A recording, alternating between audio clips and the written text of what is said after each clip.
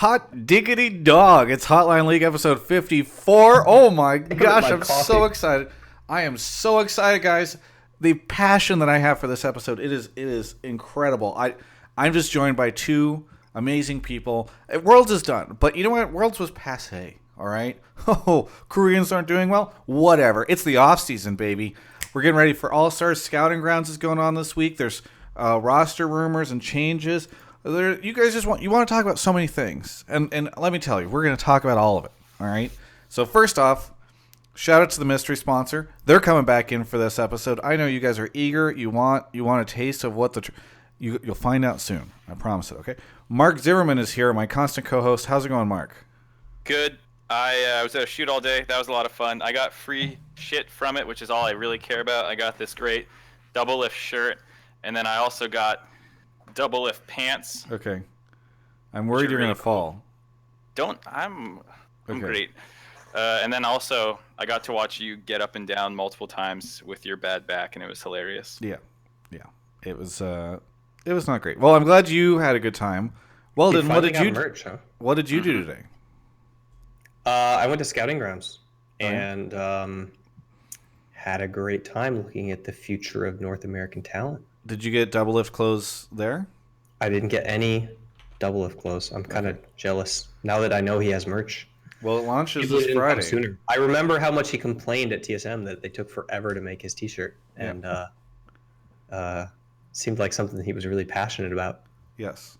Well, it launches this Friday, so you can buy some.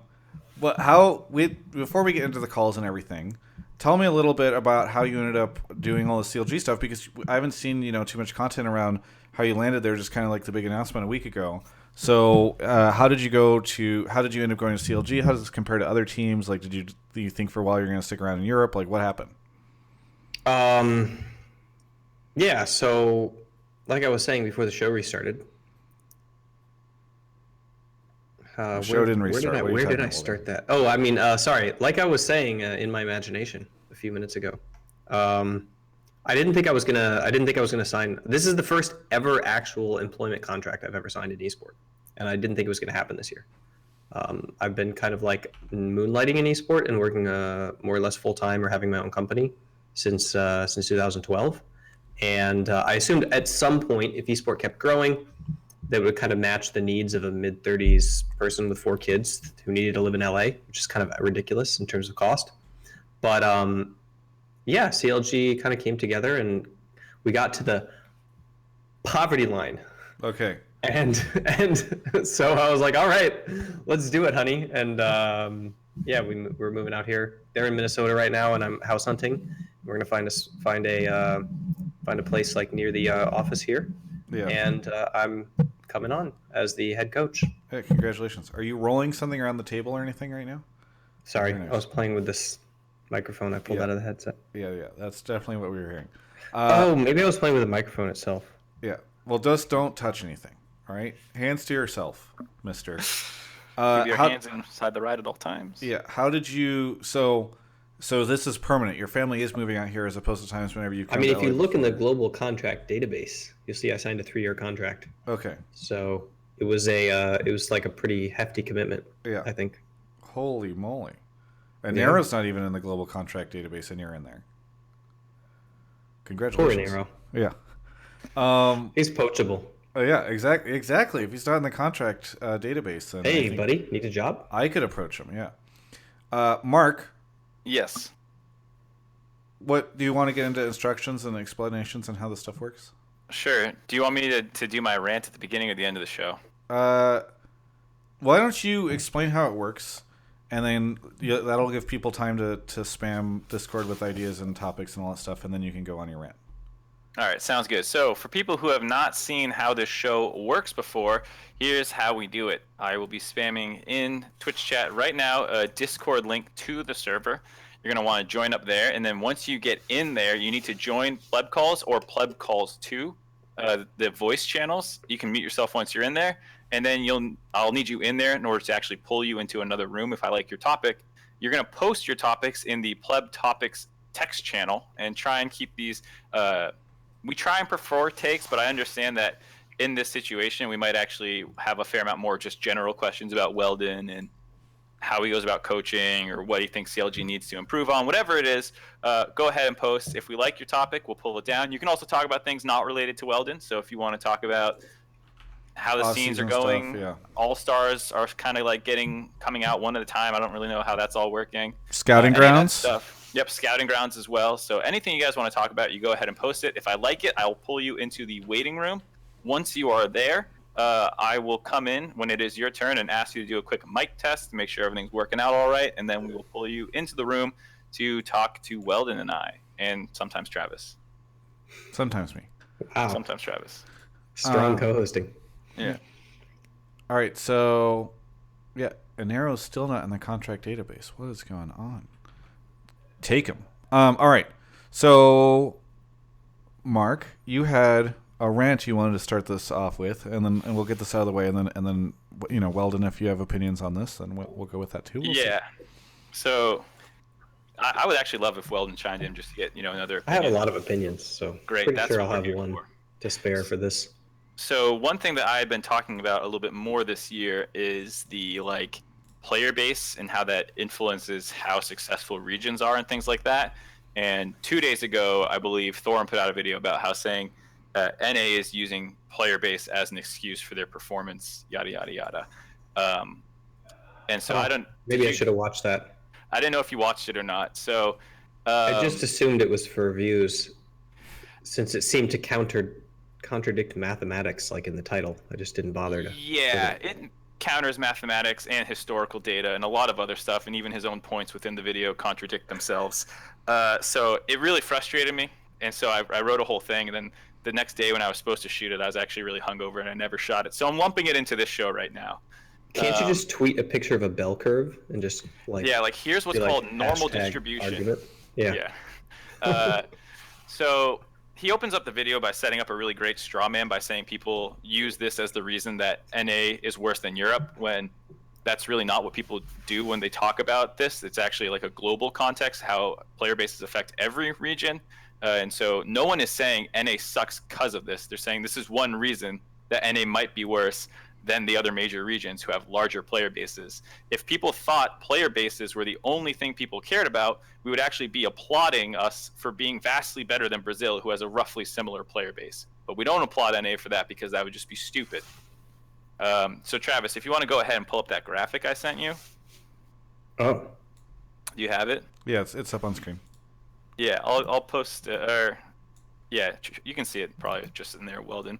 So you see, this is by 2017. This is not official data. There's going to be errors in here. It's not 100% accurate. I'm not saying that this is like the definitive data, but it's a good ballpark number. So you see NA and Brazil are really close together, only 1% difference about, and like 1.5, 2-ish, however you want to round it up, whatever you want to do to it. It's like, hey, we're doing way better than Brazil. This is crazy. But no one thinks player base is the only thing that matters. It's just a factor. And whenever I talk about this, I don't say why is NA bad or why is NA worse than Europe. I phrase it as why would you expect NA to be better than these other regions? Do you want to? By the way, there's no China on here, and people are freaking out about that. I don't know if you want to. So China's not on here for 2 reasons. 1, it's not done through Riot's API, so you can't get the same data from it. And 2, even if you could get that data, the player base from China would be so large it would smush all these numbers down because this is percentage. Player base. It'd just be like all the rest. Everyone would be like 1%, and then China would be like 98%. And it would really skew the data. So it's actually great that they're not on here. It's sad the LMS is not on here because that's really what I'd like to do. I'd be super interested about LMS player base to like Flash Wolves performance level. Yeah. Seems like they've been pretty darn standout for their talent pool.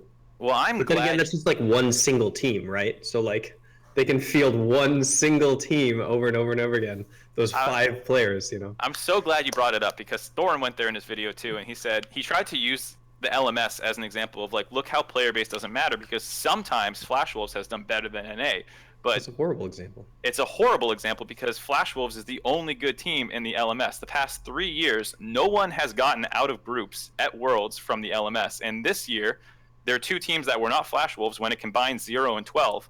Also, last year, the first time a major region team ever lost in play-ins to a wildcard team was none other than HKA from the LMS. There isn't depth in that region, and there's not enough money or infrastructure to overcome their player base's shortcomings. So all he did by bringing up the LMS is prove the point that player bases probably matter, because people have known for a long time that the player base of the LMS is relatively low.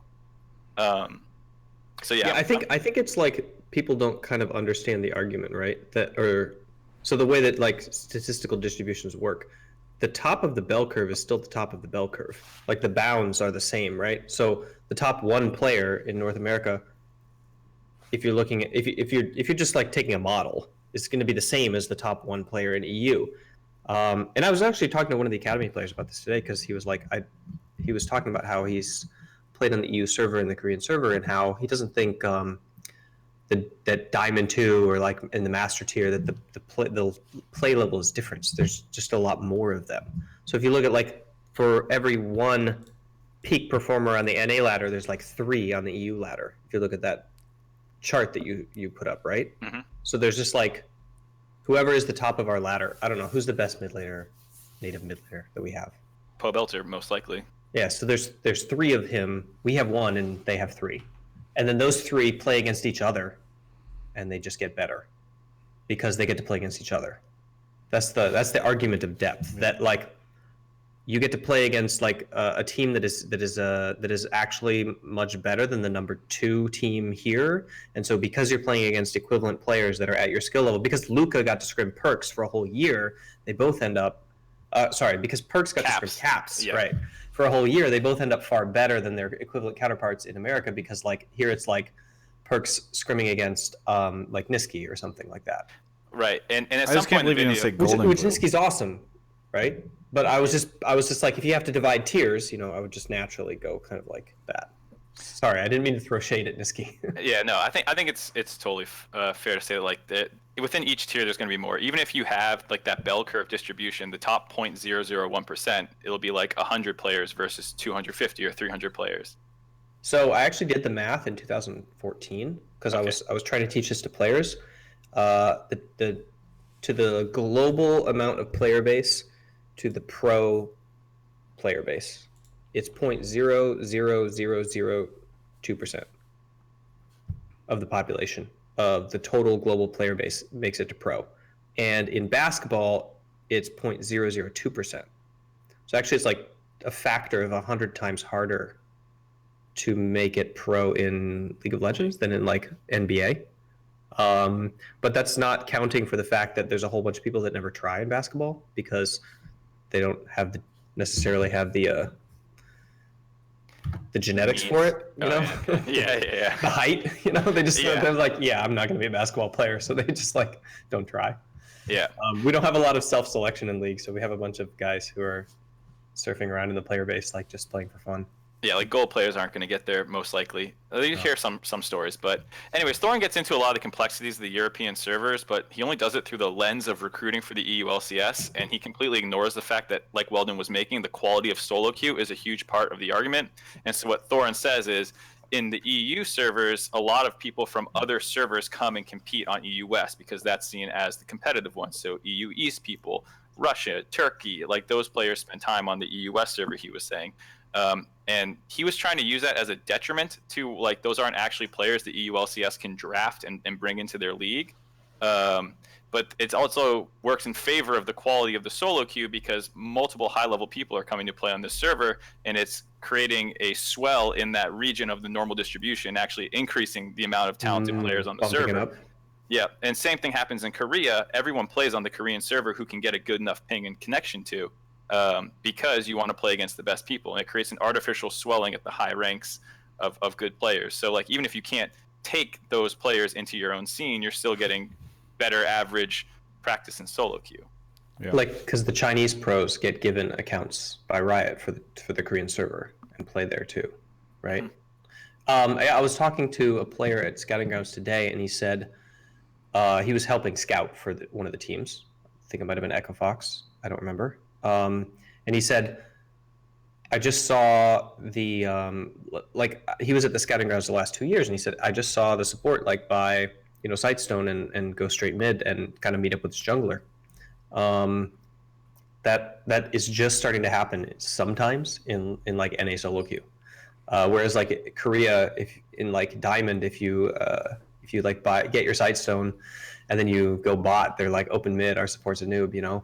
He didn't, you know, They just he didn't flame go you. for jungle for like controlling mid over the dot bush, you know. So I think I think like the density of at the top end, like you were describing, kind of like increases the strategy there, which means that what they're going to be doing and how they understand the game and the matchups and how the 2v2s and the 3v3s function is just higher. Yeah.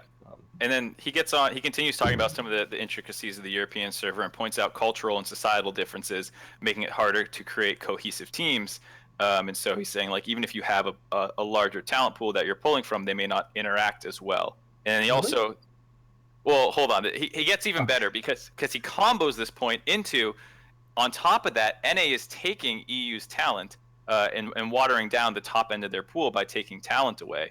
But then what's funny is he doesn't talk about how the fact that if NA is taking European talent, NA is creating a larger cultural problem for themselves than exists in Europe. It's probably harder to acquaint yourself with North American culture if you're Danish than German culture if you're Danish. Similarly, Korean players who get imported, you might get some of their best players, but if you believe that societal and cultural problems are real, then the people that you're importing are fixing your talent problem, arguably, but creating an artificial secondary problem that you were just saying that NA shouldn't have, but now we do because all of our Korean imports don't like living in, or not all of them, but a substantial portion actually really don't enjoy North American living. I've had the completely opposite experience coaching EU teams. That, and maybe this is a continental issue because like Thorne's from the UK, I think, so maybe they have like a more American mindset towards multiculturalism. I don't know, but at least the teams that I've been on function a little bit more respectfully of like in terms of like conflict and player resolution and player understanding of their teammates, because they're multicultural and multilingual environments from the outset, and that's like the status quo in Europe, that everything is multicultural, multilingual, and you're raised with that, and so you're more competent at navigating it. I see a lot of problems with fluent, like mother tongue speakers of English trying to communicate with second language speakers, like a lot more on North American teams than in Europe, where everybody's kind of a second language speaker of English, and so they find better ways to communicate. They read body language better. They like, you know, make their sentences simpler and are more direct. And I just think it's I've experienced the opposite actually. I think that's great because that stops me and him from having to be theoretical, and you can just say that's not true. And also, did he touch at all on the national leagues? The fact that we have 10 academy teams and they have like 5 robust national leagues that are almost to the point where they're like literally creating and generating sponsorship activations to the level of like the full EU LCS, and they're like now starting second B tier in the national leagues, and this level of recruitment allows for the kind of like talent discovery that is insane compared to what we have here. I mean, we have scouting grounds, and they have like the French league and the Spanish league and a UK league where Maxler came from, and you know, Vitality sitting on top of and inspiring everybody for. I think G2's like Spanish team, G2 Vodafone, where Upset came from, and Sendo, they were like they were part of a structure of 8 teams under which there was a B league, and they were actually like monetizing like at a very serious level in that league, which was really generating a lot of viewers in locally in Spain. So I don't know, it feels to me like maybe if it's not like solo queue, if it's not the latter, at the very least the infrastructure for talent development there is crazy compared to what we have. Twitch chat wants a Canadian league. And a Mexican league. Yeah. I know. They had LATAM North, I guess. Yeah. He doesn't talk about that at all, actually. But what he does talk about is how Denmark has produced an insane number of pros. And he was saying, why is it that a little country is producing more pros, like high-quality, world-class, arguably pros, than the United States? Yeah, I wonder about that. Yeah, that's a great question, I think, actually. But it also applies to every other fucking country in Europe and not just the United States. I don't know why this has anything to do with the conversation about server population. This is, as far as I'm aware, a social/cultural investigation, because Denmark is not the biggest country in Europe, and yet it still produces more pros than any other European country. And so why don't we just ask that question back at Europe? Why is it that Denmark beats every other European country too? Like, this doesn't have anything to do with the topic that we were talking about. So I have no idea why he brought that up. Like that had anything to do with it. But that was one of his random points. I didn't know if you had any thoughts on that. Well, I mean, I have thoughts about why that would happen to Denmark, but as far as relevancy to the argument, I think it's it's a little bit of a side thing. It's kind of like a proof of concept. It's like, well, if this country can do this, then can't America do this? Right. And that's not really necessarily using anything as excuse. That's more like Denmark has a lot of positive reasons why they're able to produce this. Right, and I think it just kind of shows we would have to tackle that at a societal level here, which is hard to do. Right, and I think Riot doesn't have any control over that, I guess I would say. Yeah, or teams even necessarily. But I do think it's a great example of like why player base is not the end all be all, and I don't think people should consider it the end all be all, but you need to then dig into why it's the exception to the rule as opposed to the rule itself, and saying like everyone can overcome their limitations. Just be Denmark, and it's like, well, what are they actually doing? And it doesn't get into any of that. Just says the United States should be more. Isn't Sweden also kind of a hotbed of talent? I think for other games, but not necessarily for League. For League, they only have 6. I think it's relevant for other games because, like Finland, they were top of the world in Warcraft, right? And so if you look at the Nordics as a whole in just gaming in general, I feel like just because Finland didn't choose the right games to focus on, like they did exceptionally well in Overwatch.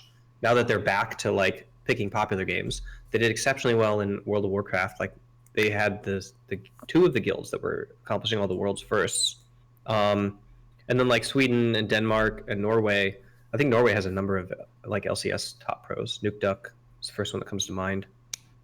Yeah, they have North Scarin too. Nico the Pico.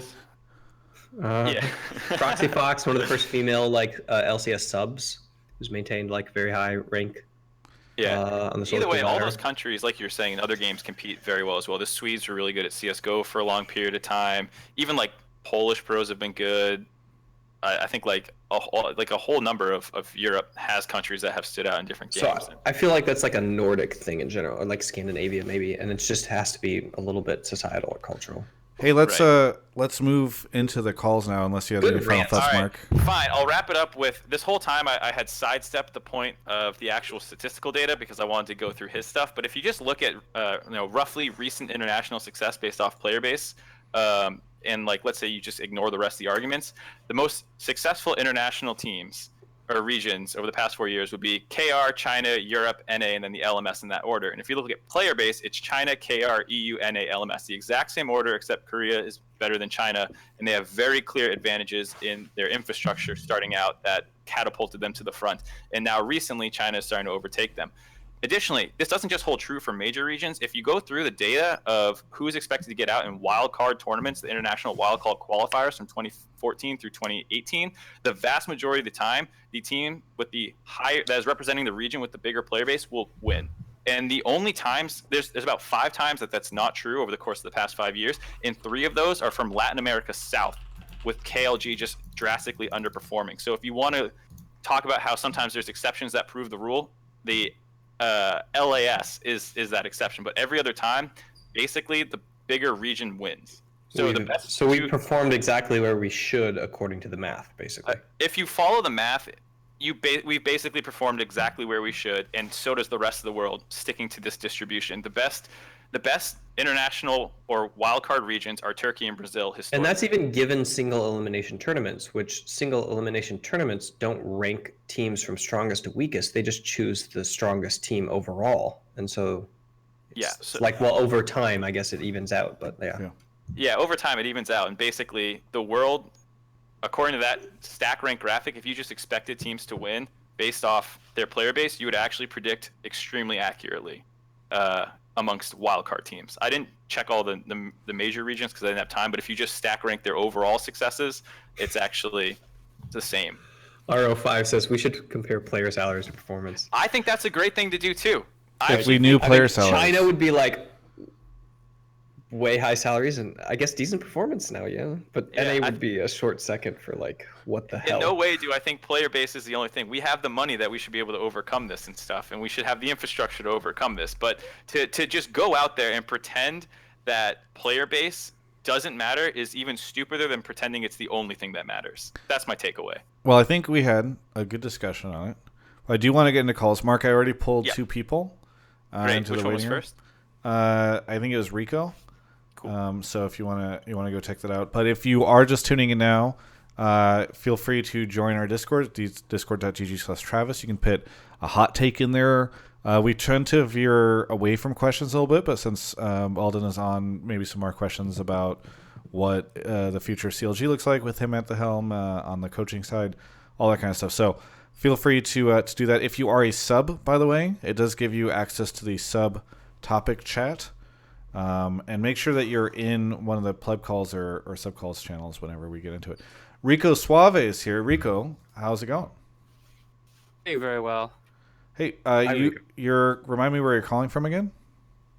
New York City. New York City. That's what I thought. CLG fan in the house. Yeah. right, Welcome. right? Welcome. Are you a CLG CLG's fan? from New York, right? Yeah, of course. You don't see. I guess you don't see the picture. I'm with Hotshot GG. Yeah, that's your Discord pictures. You and Hotshot. Nice. Thanks for Yeah. being a Twitch sub. What do you want to talk about on the show tonight? It's 2 topics for Weldon. The first one I want to talk about, I think something that every CLG fan wants to know, and that is how you, Weldon, will be improving CLG after having a terrible season. Should I answer that first and then go to the second question? Yeah. So I guess obviously that starts in the off season. I think it's not like a secret that the manager has already pulled the team aside, even after the season ended, and said we probably not take the same roster into the next season. So there's a lot of scouting and number crunching and really, really busy work that's going on behind the scenes for that, to figure out how to best field potential players for next year. And then a lot of looking and trying to diagnose at what problems CLG had this year. So I've looked through. I got access to the LCS comms as soon as I signed, and then I've just overlaid them with the games and went back and started looking at the games and trying to figure out kind of what were the main issues that the team needs solved in terms of either roster moves or coaching, things that we could solve in-house through coaching, things that we can't solve and we need to bring in a different player, to do that, pick it up, whether it's, lating or shot calling or strategy related. And I don't know what your opinion is, but it seemed to me that there's 2 really big obvious strengths that don't appear to be a problem. CLG's early game seemed to be really well structured, and it was really clear that Rainover was a cause of that.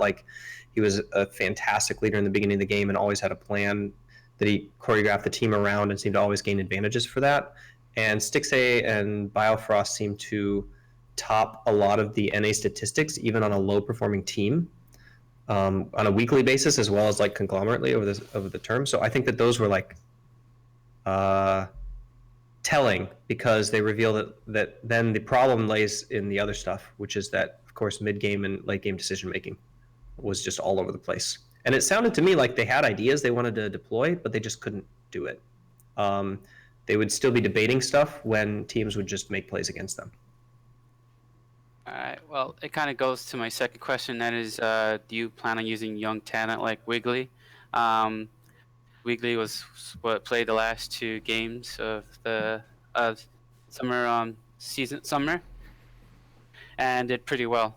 And you see teams like C9 and Fnatic using young talent and showing great success. So now I get to do the political thing, right? Which I actually wrote down some things somewhere here before the show. I'm not your canned Just have a little card to roster read. changes.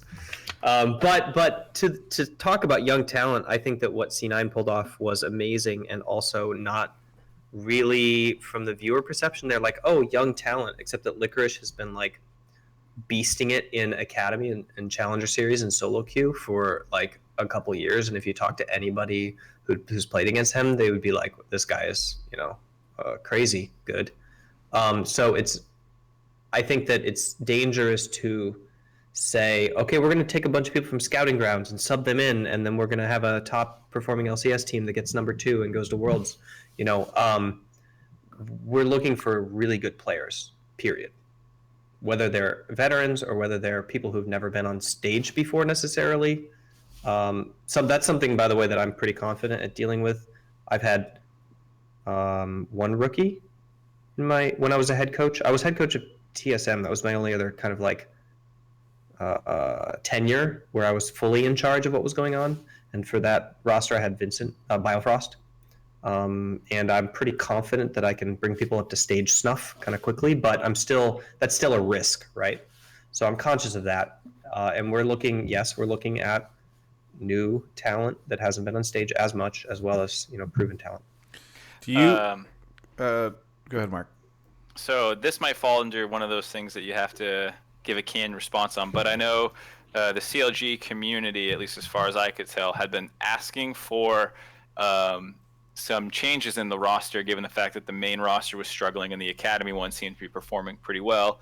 And it wasn't until Tony's removal that those kind of changes seem to have happened. So just as a general philosophy, do you find yourself more open to the idea of like trying people who are performing well on the academy system out into the main roster, or are you still more of the idea that like you should be running like your main core?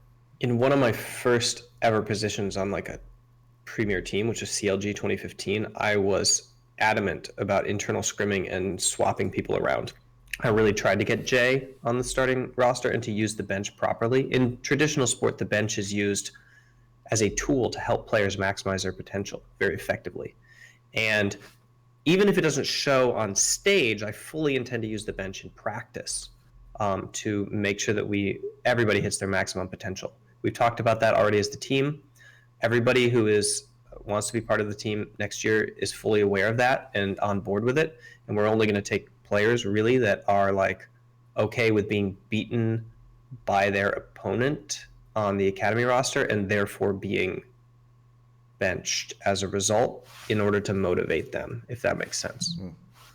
Even if it doesn't show on the weekend, possibly, they've like been motivated starting Tuesday, and by Thursday they're better again. We want to be objective here, and I think benches work best when they're transparent, meaning that there'll be really transparent criteria for how it is. I don't like it when like League of Legends coaches, show up Thursday morning and they're like, okay, so we're going to put in this person this weekend because I feel like it, or just, just a sense of it, or because of maybe it's okay sometimes because of mindset if the player is actually up to snuff. But it's really tough in esport to say, I'm going to lose one game now so I can lose a bunch more later. And then throw in like a really bad player to replace a really good one just because of motivation, because that bad player works really hard. I think that there is like skill, right? So even if a bad player works really hard, it's not necessarily that they're rewarded with a starting spot if the other person is just straight up better than them. But it certainly plays a part in training. And at some point you just got to say like, sorry, dude, you're a horrible teammate. And we're just going to put this guy on stage because we just like, we don't care if we lose or not. Like this game is falling apart because, you can't be a nice person. So well, yeah, there is that limit, I guess. But I fully intend to use the bench. Looking at the contract database, so I've been nervous because I actually think NALCS would benefit from a ton of roster swaps. And talent movement, similar, not as maybe as crazy as what we saw last year, but I feel like there's a lot of teams that just kind of underperformed, and I feel like it'd be good to sort of swap around a ton of players. Looking at the contract database, a lot of players are signed through 2019, which means that if we're going to see a lot of these like roster swaps, they're going to have to come through or roster changes, trades and buyouts and stuff. Yeah, trades and buyouts and stuff. And increasingly, I'm hearing that buyouts are kind of leaving player contracts. It's more about trades. So, are you worried at all about the offseason? If you guys want to make, as you've indicated, like there will probably be changes with CLG, are you worried about a lot of talent being locked away in these longer term contracts? Didn't Echo Fox like straight up fire their players and nullify the contracts, just pay all of the amortization and then 1 month's salary and just let them go? So if they have, you just announced that on the broadcast.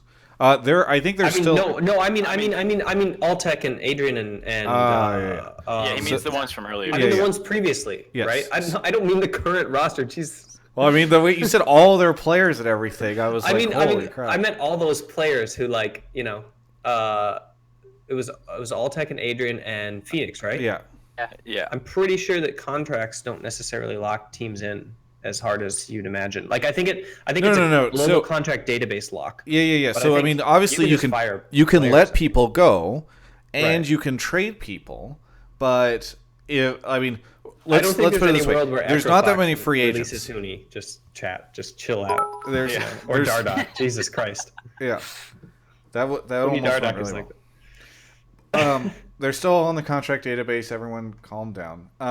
But there's not as many. It looks like there's not going to be as many free agents as like last year because there's people signed to all these multi-year things. Which is my question to you, my kind of concern. Do you think? I think you should pull on an agent. I think you should try to get some agents on the show because they'll talk about this stuff like crazy. I'm only interested in. We're getting a having, lot of our data from agents, and obviously That's I a can't terrible talk decision. about this kind of stuff, and I'm not going to give teams who are like fighting against us competitive advantages by discussing that kind of information. But pretty sure agents like don't really care at all, and you can get some juicy leaks and comment. And if you talk to them, you might see that there's a lot of like teams who are rebooting stuff. I'm just not sure if we had an agent on the show, how much they would actually say that's true and how much they wouldn't say that's is true. Yeah, I'm because not really sure either. behind the scenes, I heard like half the agents out there are like lying to team owners about offers they're getting and what player can go wherever. So They are lying like crazy. yeah. So I am far less interested. But still, in, it's like juicy rumors, you know? It's the Twitch views, I think. Yeah. Well, Yeah, let's just have one show that's all about lying. yes. Yeah. Get Exactly. a bunch of agents on. But so are you? Are you able to say yes or no if you're concerned about the ability, like player I'm not availability? concerned about the. I think that there are some teams that are going to completely explode. Like, sign one player from the previous roster, you know? Yeah. Yeah. I'm not including TSM in that list. Stop Okay. saying it, chat. Yeah. This is actually, I'm thinking of a different team, just FYI. All right. Oh, be careful But- with that. Else they'll just keep suggesting teams, and you'll keep denying it until you deny yourself into. I'm just going to deny Yeah. TSM because that's Yeah. the only team I care about protecting, you know? Jesus. Okay. And CLG, obviously. Yeah. Good save. By default. Fucking TSM agent up in here. Speaking of agents, Rico Suave, any final thoughts on the way out? Just more like a favor, Weldon. Please give CLG some wins because I'm tired of going to those Madison Square Garden viewing parties and just drinking a freaking pitcher of beer for a loss. We'll do our best for you. Yeah. Thanks, man. And at Madison Square Garden, those pitchers of beer are not cheap. So thank you so much, Rico. Well, thank you guys. Have a good one. All right. Moving on to the next caller. That was a fun one. Do you want to do the mystery sponsor, or you want to do caller? We can do one more caller. Okay. Let me shout out some people. Recursion TV, McHustler, Netter and B, Odd One, Villain God gifting a sub to Razzleplasm. My Moose is Loose with a tier 1. Real Foxy gifted a sub to Mind Games Weldon. Congratulations, Mind Games Weldon. I Shredley for 3 months. Davros 26. Industrial Distribution. Space Goats subbed 11 months for Rico Suave, who was just on the show. Thank you.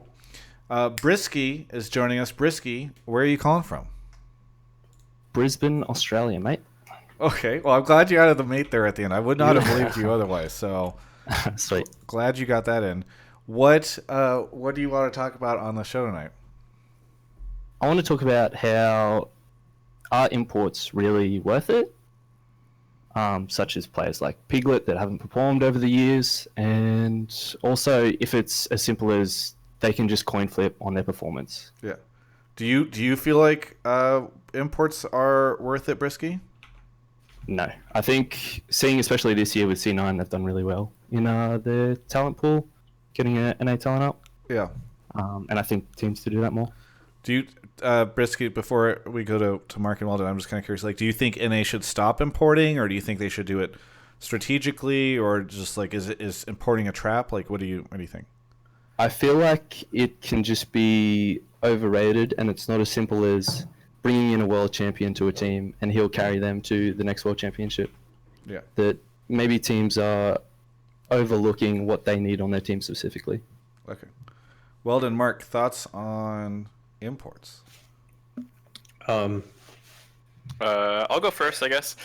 I think the ones who are overrated, and the ones who are not are not. Damn, deep. I think especially earlier on, I think there was this kind of feeling for Korean imports in particular that like you just kind of got them, and I don't think people really like thought about how it would impact their team and stuff like that. As well as the fact, to be fair, it's hard to do the same due diligence on a import player than you can do on a native player. Where like when we signed Piglet, we didn't do any real due diligence other than like talking to some of the other players and what happened on SKT after 2014, where they had a pretty bad year, and like what some of the causes were. I know Steve talked to some of them, but we didn't get to like practice with him at all or anything like that. Whereas we also had scrims with Keith McBrief, and we were able to determine if we liked him or not and how he would fit with our team. And so he ended up being our sub that year and ended up subbing in for Piglet. But we were able to do way more due diligence on Keith because we had the opportunity to. So it was a little bit of both back in the day, and I think both of those elements are getting better nowadays. I mean, I think wasn't Seraph the first Korean import? Seraph was the first. And there was no due diligence done there, if you ask me. I'm pretty sure there was. I don't know who was running CLG at the time and who was coaching it, but I certainly did not work very well. I think. Go ahead, Mike. He said there was due diligence. He interviewed him at not the LCK, but what was it called then? OGN. OGN. Yeah, I mean, like Monty definitely talked with him and got to know him. Was it the first? Wasn't Slan doing it in the Challenger series like repeatedly to derelate to like promote teams and sell them? No, that was after. That was after Seraph.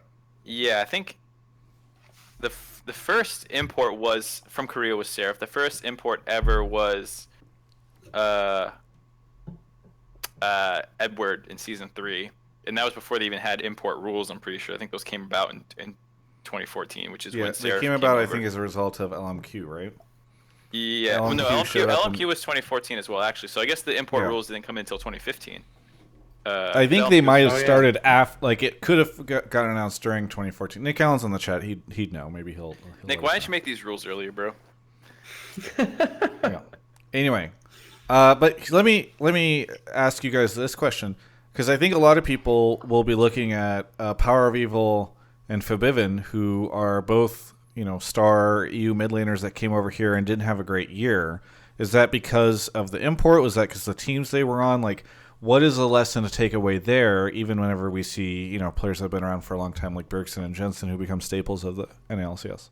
So I think to frame this argument, I think that there's like teams that do it wrong and teams that do it right. I think that the teams that do it right are looking at a role that is pinched domestically, and they're like, it's really hard to get a laner or a position of this particular tier. So like you say, like, okay, these are the top mids, these are the middling mids, these are the lower tier mids, right? Let's say it's really hard to find a laner of this particular tier, in this region, or it's really expensive.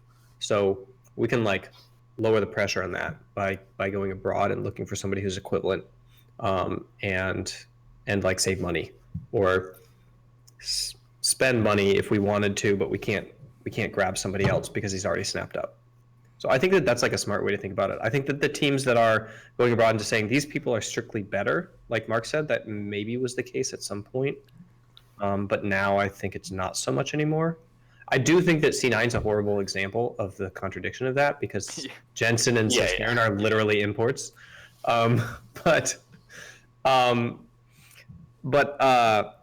Yeah, so I think that imports are always going to happen in sport, and I think it's a beautiful thing because I love multinational athletes and I love multicultural teams, and I think it offers people like great opportunities to go to different places and to like travel the world and do what they want. I think like working with Expect on G2, like he just loves LCS. He loved the EU, and he's so excited to like try to find places to play again in the LCSs in the future. And people like, was it Wadid who's like so it was Ignar. Yeah, Ignar went back and he's like, oh, I miss Europe. I feel like this is a beautiful thing to like recreate nationals who like want to go to these places because that's where they have all these great memories. So I think it's like just in principle like a nice thing when it's limited and controlled the way that Riot does it. But yeah, this whole idea of like paying tons of money for somebody you think is better and then they perform worse is and then the team loses out on cash and performance is can be a problem. Yeah. Do you think that it relates back to that percentage of the player pools again? Because, you know, Fnatic have all these European players. They don't necessarily have a Korean import that's carrying them, whereas NA have to import to EU to get their jungle mid position synergy good. I think at heart it's just a supply and demand thing. Like that's all that drives all of it. Which The only reason which it kind of exists at all agrees is with 'cause- his question, right? Which is yes, Yeah. like it's about somewhat the size of player pools. Is that maybe it's hard for us to create a Fnatic type team from all NA I mean, players. you don't see Europe and Korea like importing a lot of players. Yeah. Yep. That's the reason, yeah. So Well, I think another way to think about it too is like what Weldon was saying about like specifically pinched positions or not. Like, let's say NA total, like just thinking about roughly has 25 world-class players who won't get blasted, but some of those take up the same positions.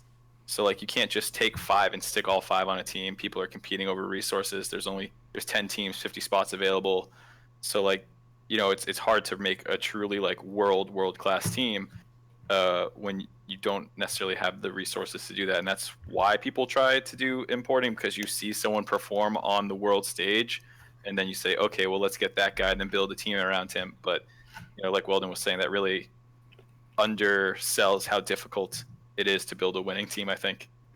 Yeah. Would that be like a good example would be Clutch Gaming with Forbidden? I actually think the way Clutch approached it was pretty smart, all things considered. I don't think it actually ended up working out, but like they got a pretty self-sufficient bot lane, a mid laner. I think Clutch's storytelling and branding sucked. They have a pretty decent result for their first season if you wanted to tell that story in that way. Maybe the hype was too much around Forbidden. Well, it was also hard because they always took the way they found success was beating the lower teams. There was not too many times, other than obviously when they beat TSM, that people felt like, oh shit, this is a good team. So I mean, they were better than the lower ones, I guess. yeah, but that's not a sexy story, Better than right? the Like top ones. Right. It's not, you want the guy that comes out and is like some other story to tell. yeah, right? dude, I know, pulling but all the like- upsets. To Weldon's Not point, every team can win. Yeah. you can tell that story better, because like if you leave it to Jat and I, we're gonna poo-poo them like, oh, they haven't beaten any good teams, but like they can tell a much more human side to that No, story. no doubt that Clutch could have done a better job of telling their story. I'm just saying, I do think that they're like it narratively, like it's hard to cheer on. Like, yeah, we just beat Optic again.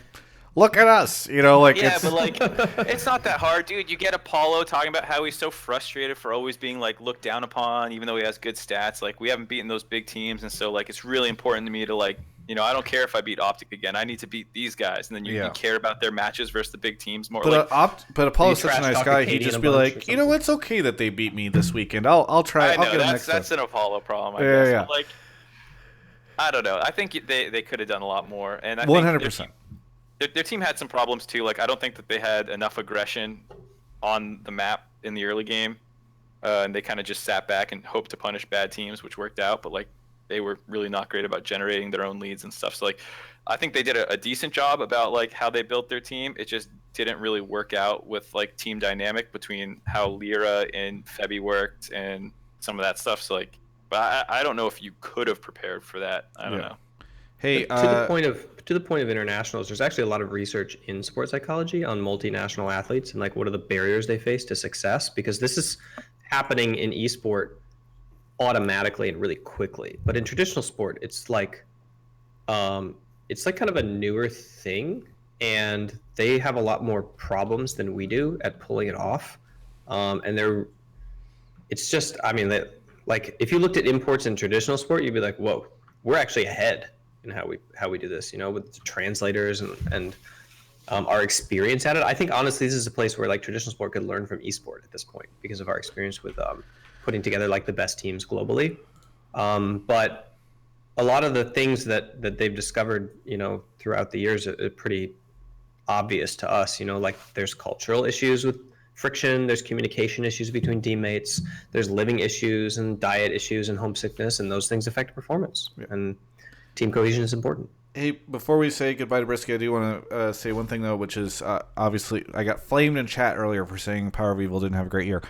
Look, I'm no doubt he had great moments and like had a good personal performance. I do not think Power of Evil would look back on 2018 and be like, that was a great year for me. I really loved how 2018 went for me in NALCS. Like, regardless of if he was doing everything he could to carry the team, I don't know. I get sad whenever I see imports that are on legendary teams come over here and then struggle and not find the success they were hoping for. Brisky, any final That would thoughts? be the same with Arrow as well. He didn't do too well. Yeah. So, yeah. No, nothing. Just thought I'd get your opinion on if they're succeeding with the imports or not. Brisky, thanks for calling in all the way from Oceania. Yeah, lol. Yeah. Cheers, guys. Have a good one. Thanks for gracing our ears with your accent. Yeah, exactly. All right. If you're going to do the mystery sponsor, can I go use the restroom? Yes. Go for it. Too much of this bubbly, Go for it. sparkling water. Hey, guys, It is time for me to talk about our mystery sponsor. I shouldn't make any promises, but I do think... Well, we're about to promise this. I do think there's a chance this is the last time you'll be hearing about mystery sponsor, and hopefully soon you'll hear about sponsor. But before, as this is maybe the last time we talk about them as just a mystery, I do want to thank them because what you guys might not know is like they basically came in and a lot of stuff to be done before we can announce them, but they wanted to support the show for all these past weeks because they knew like, hey, maybe everything wasn't ready yet, but they wanted to make sure that Mark and I were still having a sponsor for the show. So I just want to thank our mystery sponsor so much. Hopefully soon you guys will hear about them. Great company. It's been a pleasure to work with them in the build up to what will hopefully be an announcement soon. So anyway, thank you so much to our mystery sponsor for the show. It is not Nick Allen. It's not Tidy Cats. It's not anything. No one has illicit. posted it correctly in chat. Yeah. All right. Let's read off some folks while Weldon uses the restroom and Mark goes off to check everyone's stuff. Inspired QT subbed. Kelby resubbed for 3 months. Thank you, Kelby, for the 3 months of subbing. Stahil resubbed for 3 months. Rod Dude resubbed for 2 months. It says best show in A. Always get my Twitch Prime up. The Starfather resubbed for 7 months. Omega Diamond Zinc 5. Mechalore for 11. Steve is going to throw the house at Faker. Team Liquid World Champions 2019. I don't know what's going to happen. Real Foxy gifted a sub to Nick Allen. Poro on Mars send 100 bits. Zephyr Glucinamine 5 months. Kez 349. Sherkhan NA for 3. Shadow 554 for 3. And RX Dealer 89. We're just waiting on Weldon here to get back. Should be back any second. What do you think the chances are that if either of us were a pro player that the mystery sponsor leaked by now? It'd be pretty big. By the way, I think I missed this. I don't know why Streamlabs showed it up weird. Dragonic earlier, I think as the show was starting, sent $50 as a donation. Watching your vids and VODs ad-free for a while. They are the best. Continue making your content. Hope this makes up for it. Thank you. Draconic. I think it's Draconic or Dragonic. Draconic. The G and the Q look kind of similar. But if you're still here, thank you so much for that. I hope I didn't miss it. Looks like Weldon is back. So you want to go for it? Pull the next caller. Yeah. Hello. All right. Next caller is coming in. Brawler Yukon. Where are you calling from? Vancouver, Canada. Okay. So not from the Yukon. No. Okay. Whereabouts in Vancouver? Are you in actually Vancouver Prime, or are you in one of the neighboring areas? Just a neighboring city, yeah. Okay. Is it Coquitlam? No, Burnaby. Burnaby. Okay. I was going to go with Richmond next, but Burnaby was number 3. Anyway, Brawler Yukon, what do you want to talk about on the show today? Okay, so my topic, or my hot take, was that in League is a team sport, but the way that players get recognized in the scene is through being really good at solo queue. And I think that's kind of backwards because I played a lot of sports in high school and club sports, and you're always on a team. So you learn how to cooperate with your teammates and your coaches. And yeah, but I think League players don't really get that because they're just grinding solo queue all the time. So let me ask you, Brawler, before we get in, do you think that players get discovered in Challenger, or do you think they get discovered in Academy? I'm not super sure because I'm pretty new to watching League and stuff, but from what I've heard from like pros and stuff, it's just like I think Licorice was on a couple episodes ago, and someone kind of asked, and he was just like, just grind to Challenger and eventually try and get to Academy. Yeah. Let's throw to Mark first on this. Mark, what do you think of all that? I think there's some truth to it. I think well, first off, I think like you said, everyone always says get to Challenger. Get to Challenger is your best way to get noticed, and that's absolutely true. Even if you don't go from Challenger to LCS, you'll go Challenger to Scouting Grounds or Challenger to an Academy team or something. And if you impress pro players, then they'll remember you. And when people are talking about who they can sign, oftentimes people consult their pros. And so best thing you can ever do if you want to break into the scene is just be really fucking good at the game and stand out in solo queue.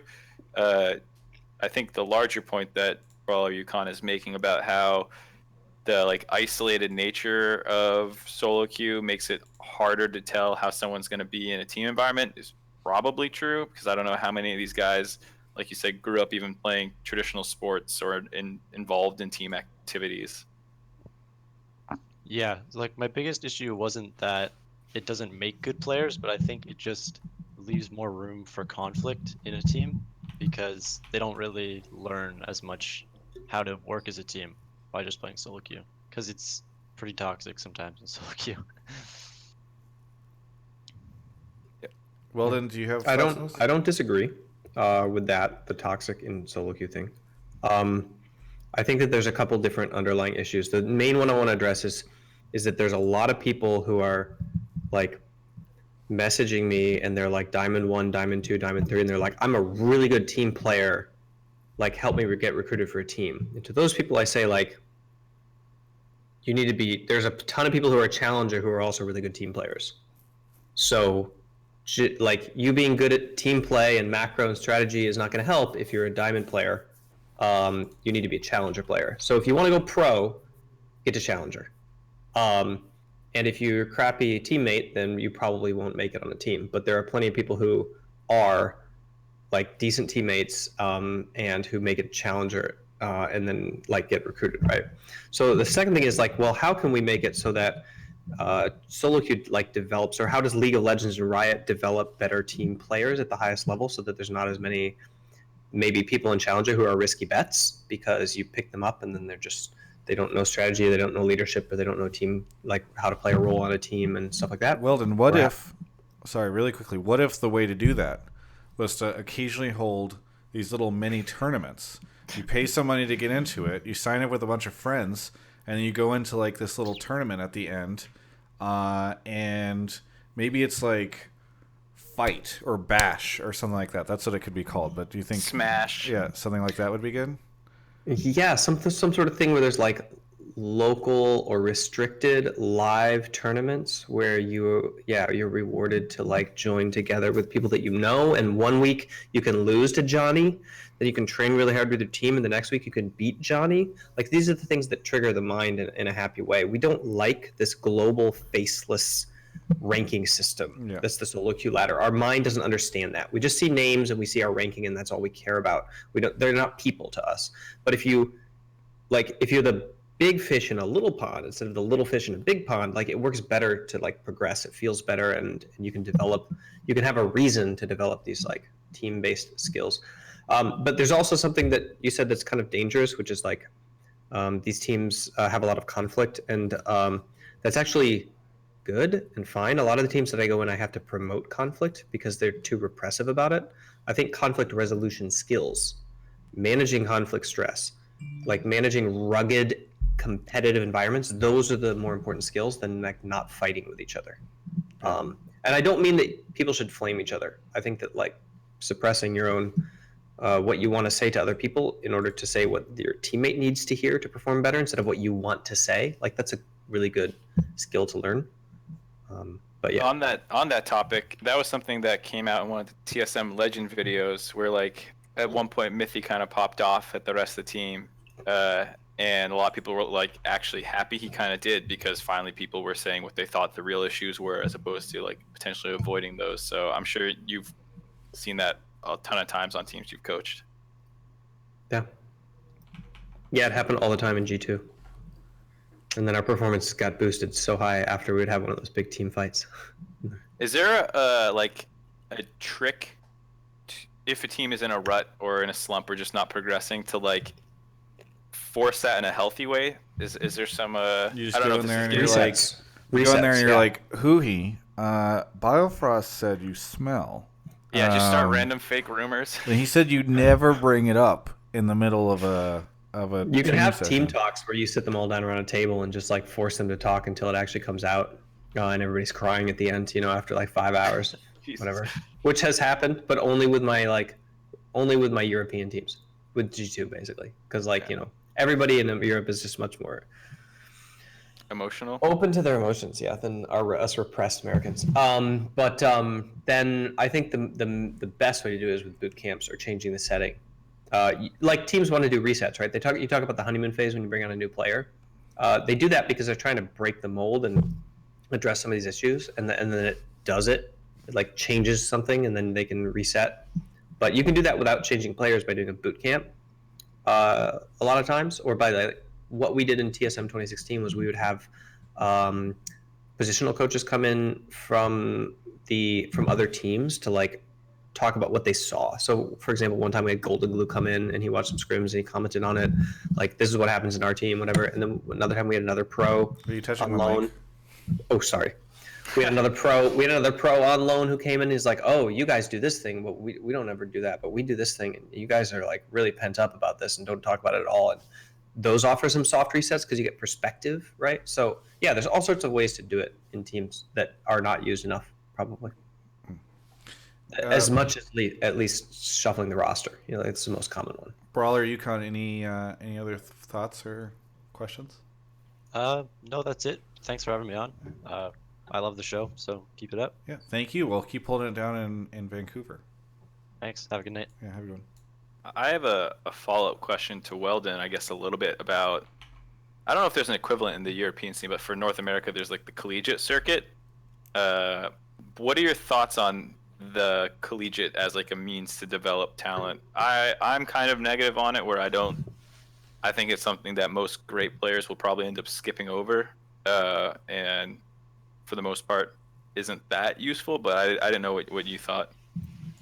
I think it would be a lot more useful if League of Legends was a solved system strategically and you could coach it in a developmental way and everybody knew how to do that and coaches knew how to do that. If you could take an athlete and you could be like, okay, you're this rank and I know effectively how to get you to this rank because it's been done before and we have a system, we know what drills to run and then we build a team out of it. But it's not that kind of game, and even if we were to semi-solve it, it changes all the time. So then that all of our progress is kind of erased.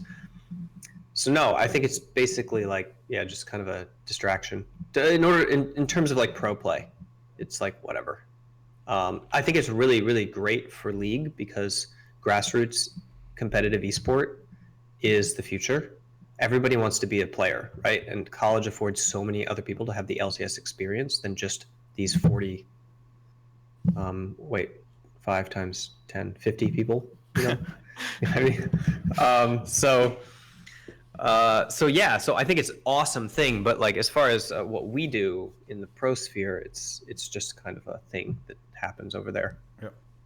By the way, the subtopics chat is moving kind of slowly tonight. If you're a sub and you have a take, now's a good time to throw something in the mix. Mark, you want to go grab our next caller? Yep.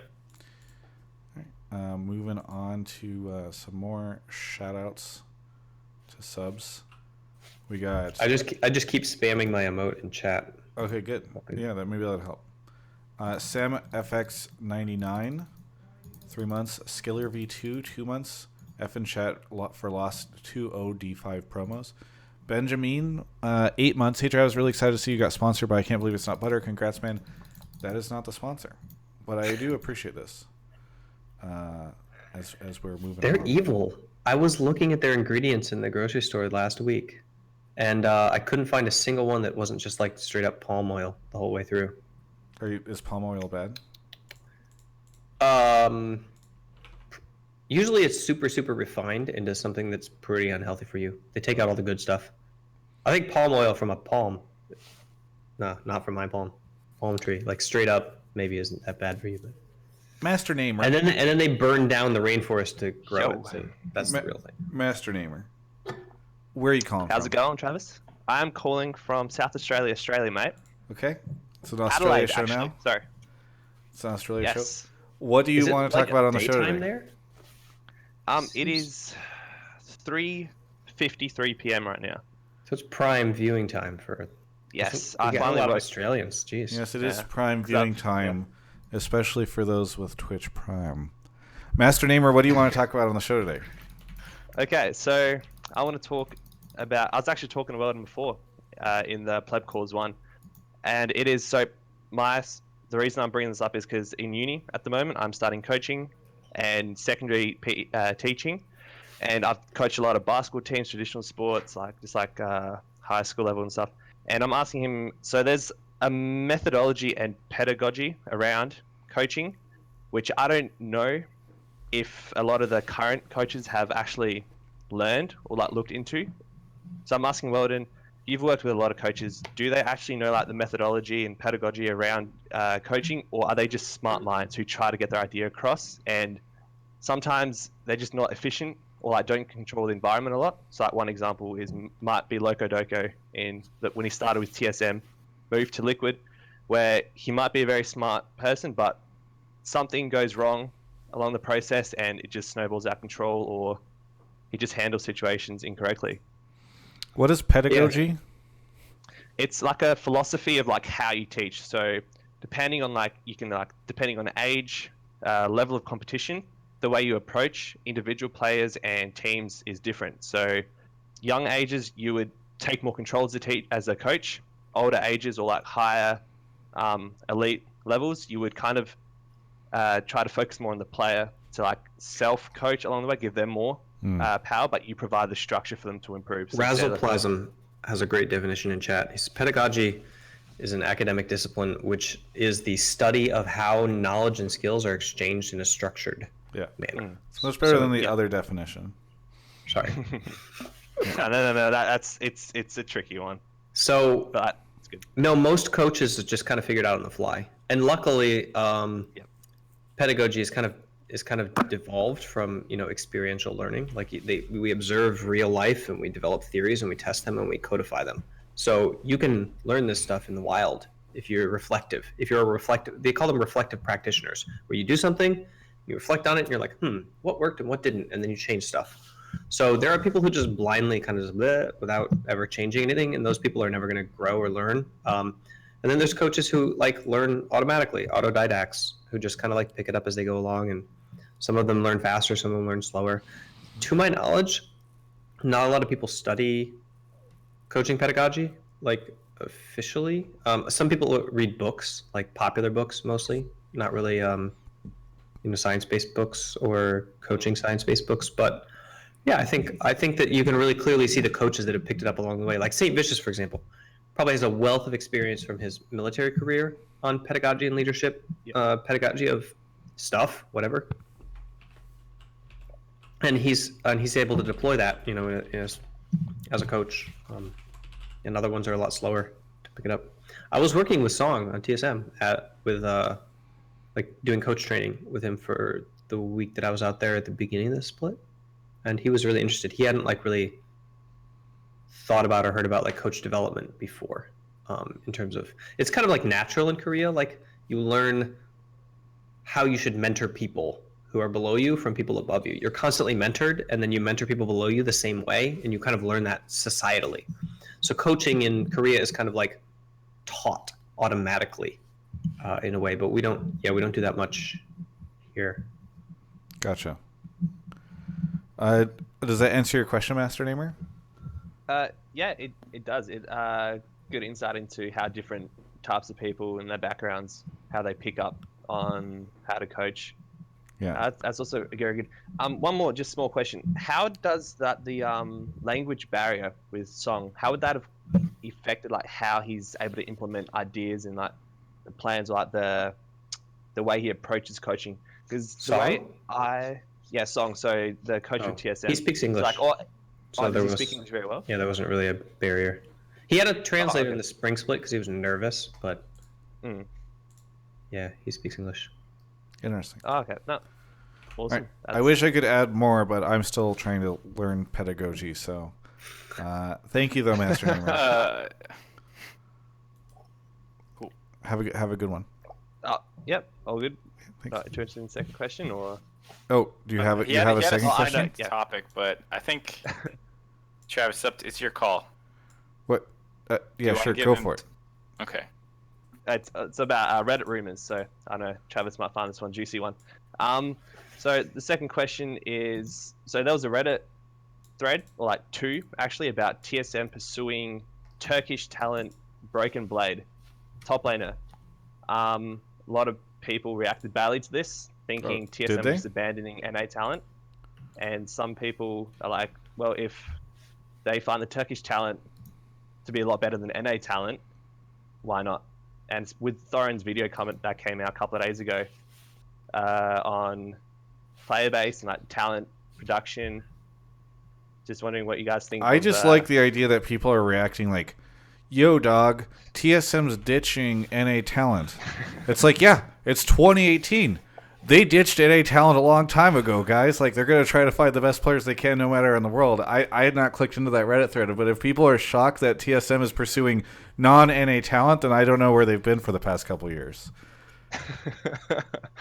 I think it's really funnier that there's like 5 threads on the front of the TSM subreddit all like trying to track this rumor, and they're like, oh, he's streaming now. Oh, he's not in NA. Oh, where is he? Yeah. The level of obsession about these weird rumors is hilarious. It's like the Seraph thing all over again. That dude came in, and everyone was just like, hey, did you know he's challenger now with this win rate at this time and all that stuff? Yeah. Ugh.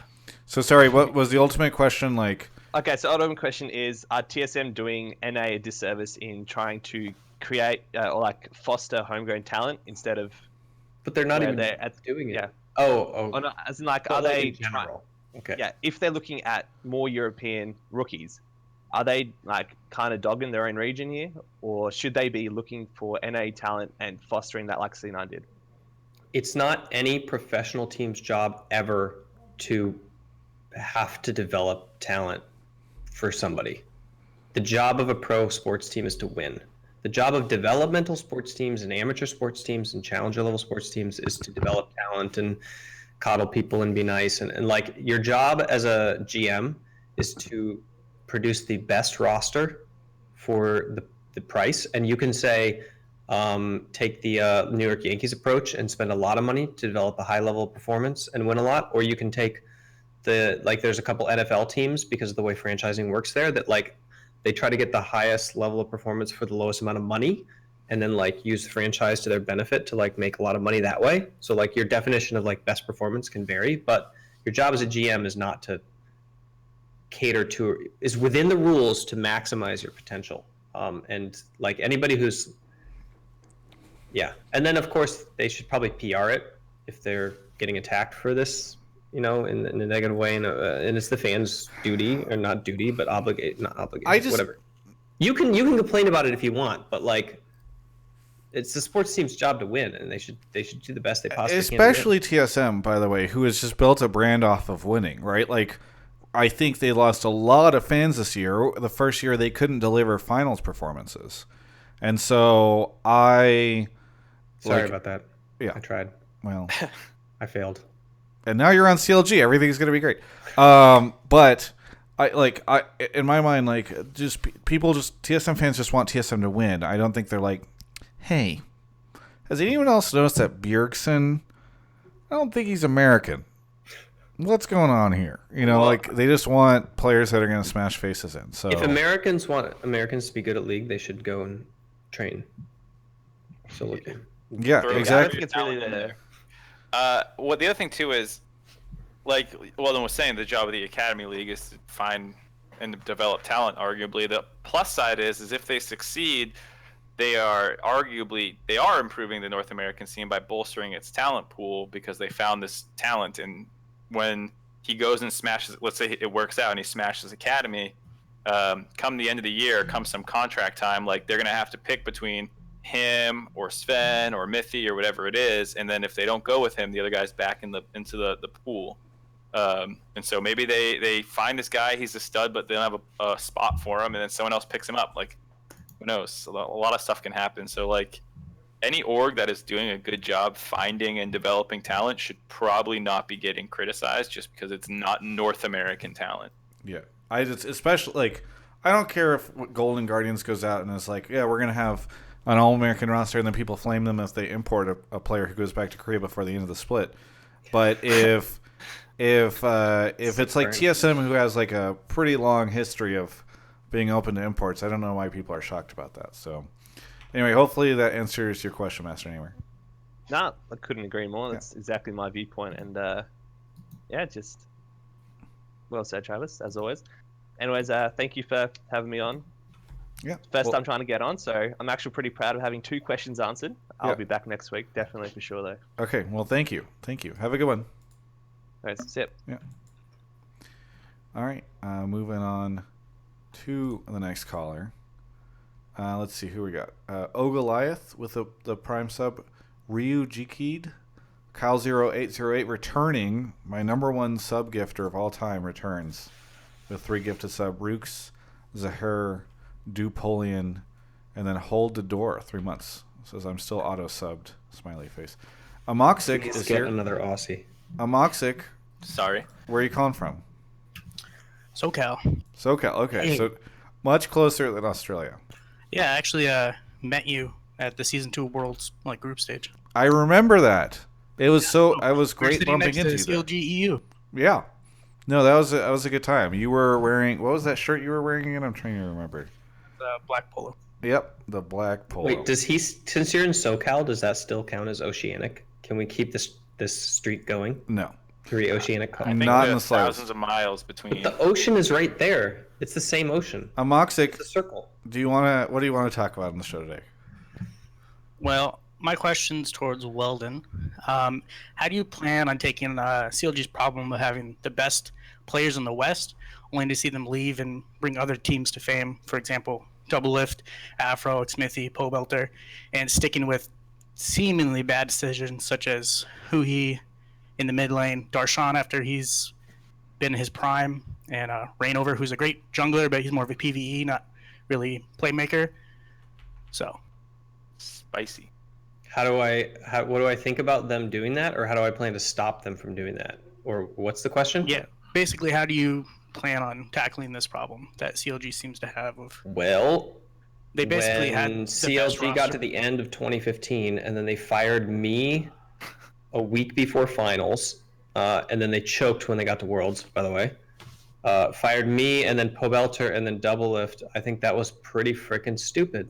And Weldon going in on his current employer.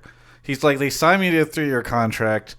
I didn't see any non-disparagement at the time. clause in there. I couldn't be like, don't fire me.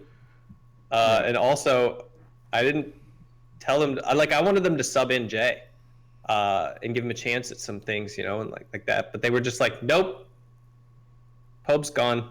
Like, who he's starting? Okay, fine. And then they were like, yeah, this guy too. Who just won us the split in bot lane. Goodbye. Who Who was that at the time? I'm trying Double to remember.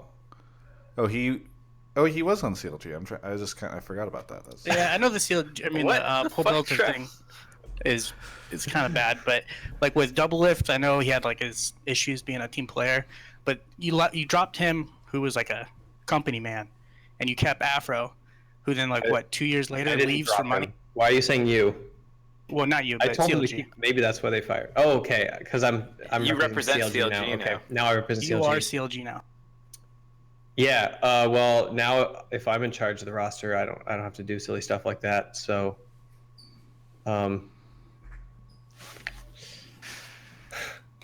yeah, those are stupid decisions. And then they lost Afro, who apparently was such a good mid and late game shot caller that the void that he left was still I imagine it was like the ocean, like draining in, before it explodes to like fill in the vacuum. Like it was still just like sucking in all of that water that was left as the shot caller left, and so then then they didn't have any sort of mid late game shot calling, which I think led to this season, it seems.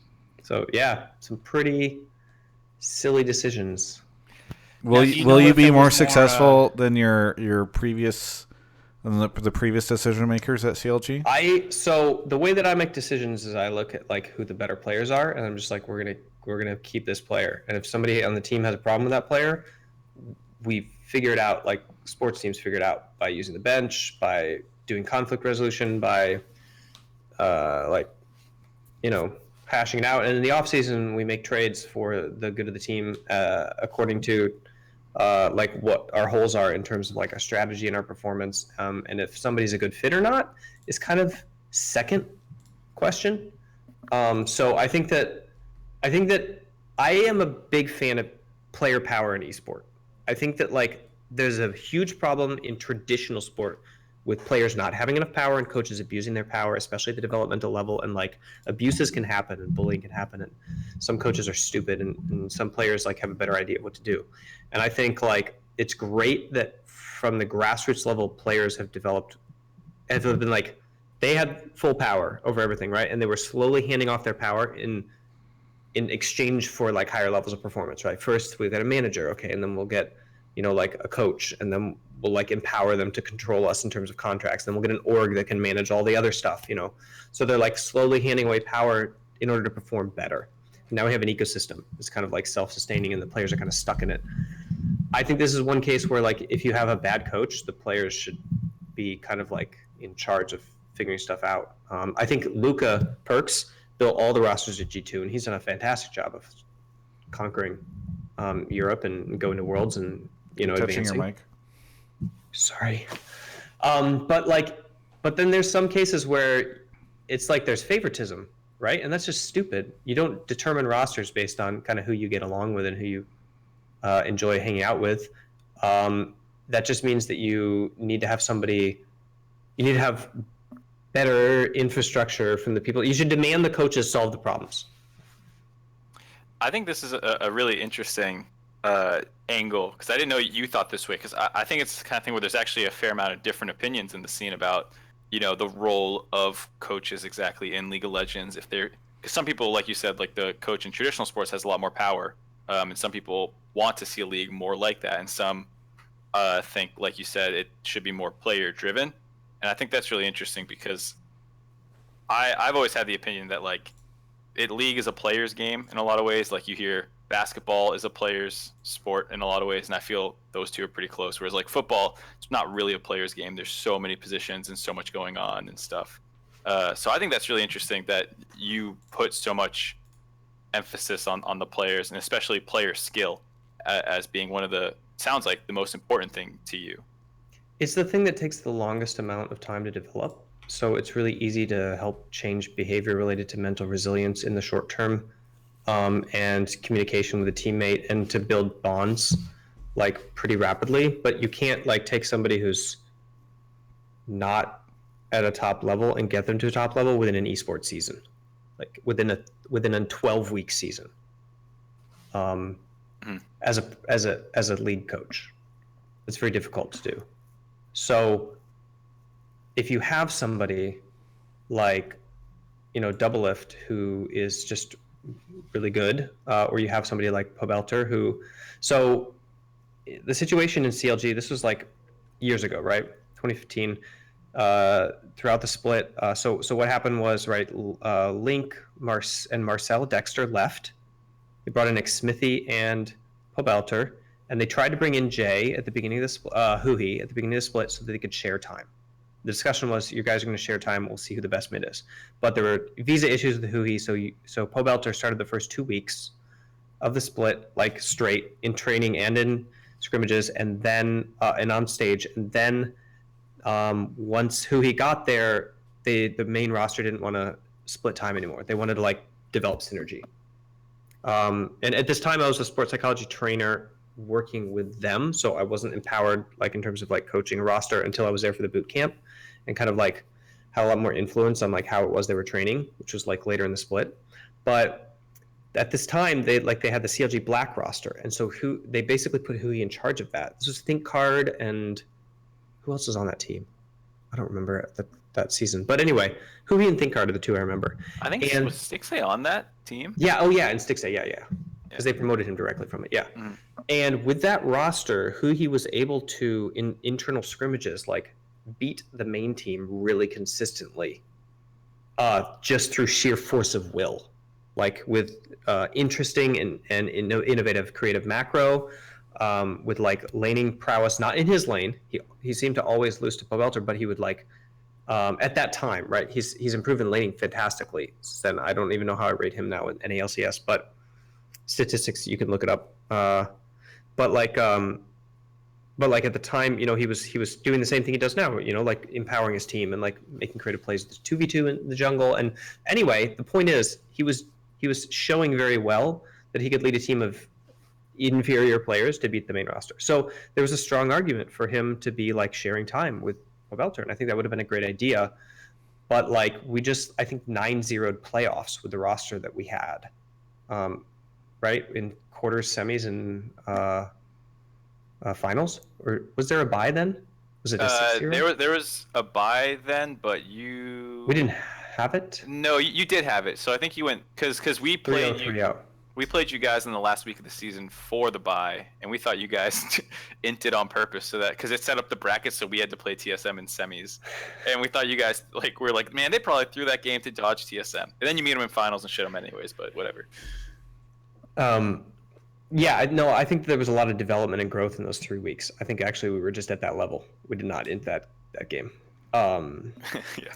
But then I don't know. I just think that there were really silly decisions about the roster because they didn't really trust that they could run a substitution system, and I think that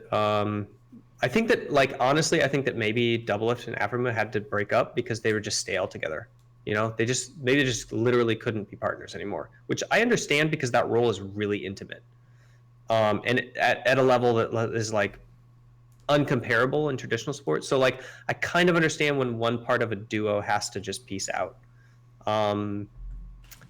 But it just it was I don't know. I think that I would do everything I could to hang on to talent that was proven championship level and work on seeing what their cap is. And then if it's like we can't, like for example TSM 2016, if we can stomp NA but like just like have these issues with group stages, like make small changes.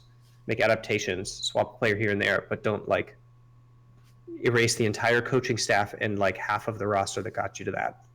Although they did win the next split, but I think that was mostly luck, to be honest.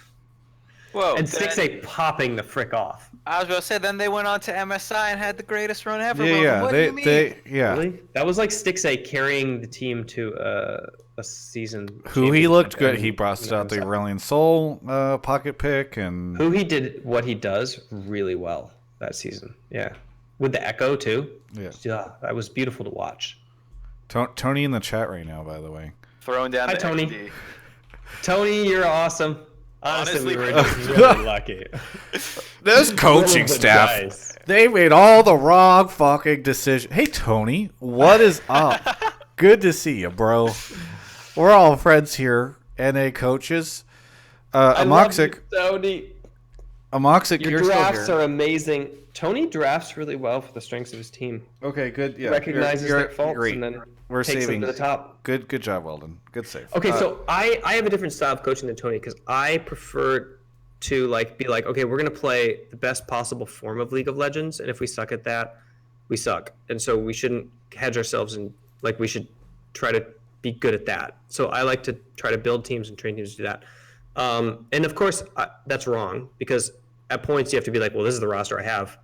So we should learn a particular style that fits it, and we should draft towards it, and we should try to see how far it goes. And Tony does that really well, and that's why he goes to MSI finals, and I get knocked out of group stages in 2016. So because we're trying to play that game. Amoxic is here. Other teams are better at it. Still, Amoxic, any final thoughts or anything? I know we talked around you for a while. No, I think you pretty much answered it. Aside from just future roster changes, but I don't think you can really touch on. Yeah. Cool. Hang on, I have my political statement here. I cannot comment on a specific roster change. Very good. Well, thank you. Thank you, Moxic. Right. Moving on, we've got 3 more callers to go. As Mark runs off to grab them. Okay, so we haven't had any more subs. So here's what we're gonna do. We're gonna try an experiment. If you are watching the VOD right now on YouTube or on Twitch, pause the VOD, and then we're gonna do this thing. Sorry, Demon Princess. I know. Just give me 1 second to finish this bit. What is this? No, just finish. So if you were, because we didn't have any subs. So if you're watching the VOD or the YouTube, pause the video right now. Go sub to my channel, and then unpause, and you'll get a custom message. All right. And break for the pause. Okay, we're back. Thank you so much for the sub, loyal Twitch and or YouTube viewer.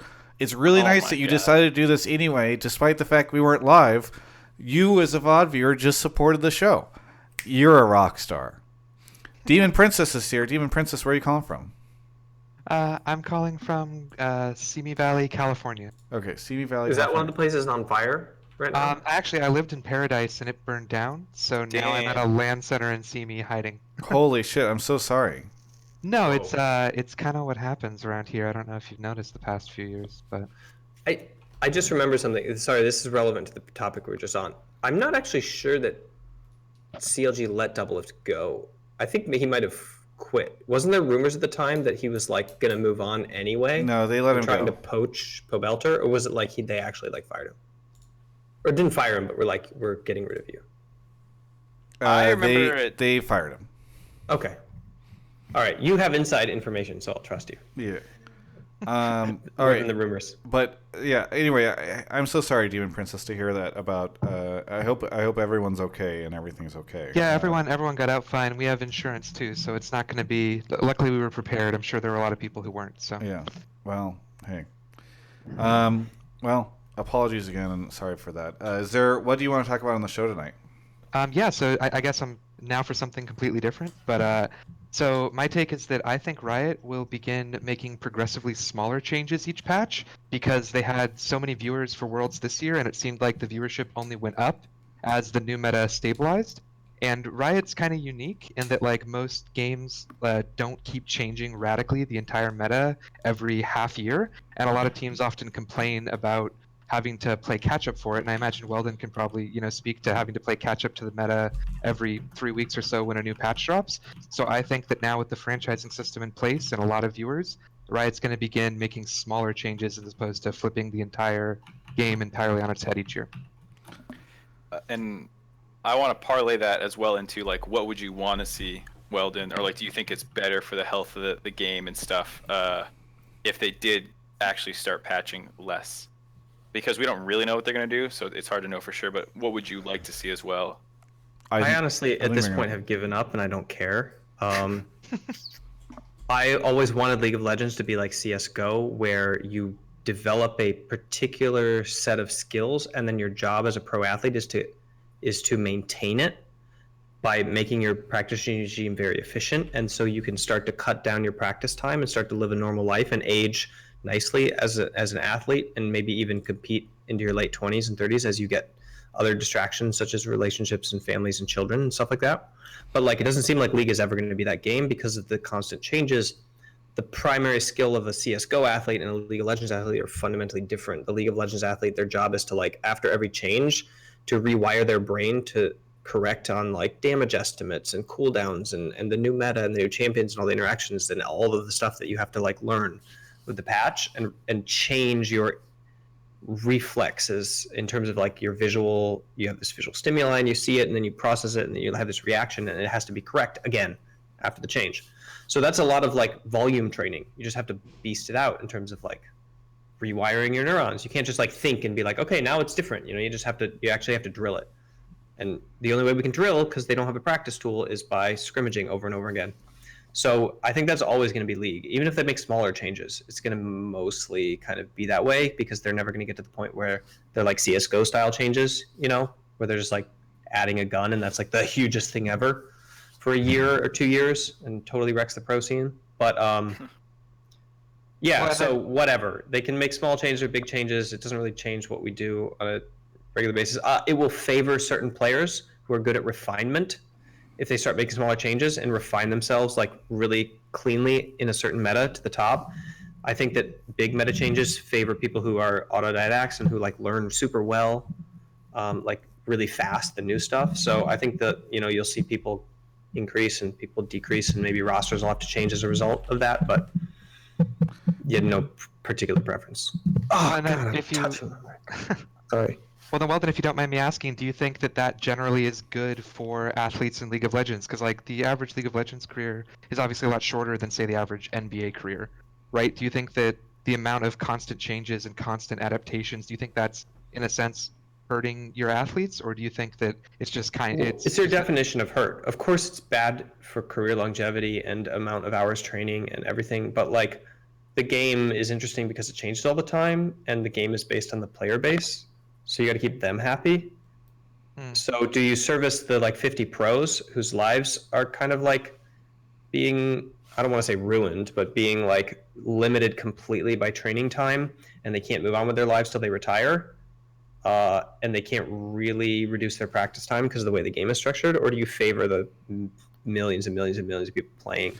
And I think, yeah, Riot has made that decision. I think we're at an interesting point though, where I do, even though I'm sure they'll blow up the whole patch with the whole game with the preseason patch, I would like to see them take a softer hand to it, because I feel like people really do like this. Like, sorry, Demon Princess, I think your question was worded around like spectator stuff, right? Like I think you were saying that from a spectator perspective, it's really nice right now. Well, I think that the relation between the game that I'm playing here at the LAN Center and the game that I'm watching being played in Busan, I feel like I can make a really easy translation as a viewer between those two right now. And I think when you look at the numbers that Worlds gets in terms of viewership, it bears out that other people have the same experience. So I don't know if I don't know if it's a revenue model, but from Riot trying to get people's attention with the pro scene, if the current kind of ethos, the way that they're currently working with things like runes, is already serving that well, so they can dial back the amount of changes that they're making.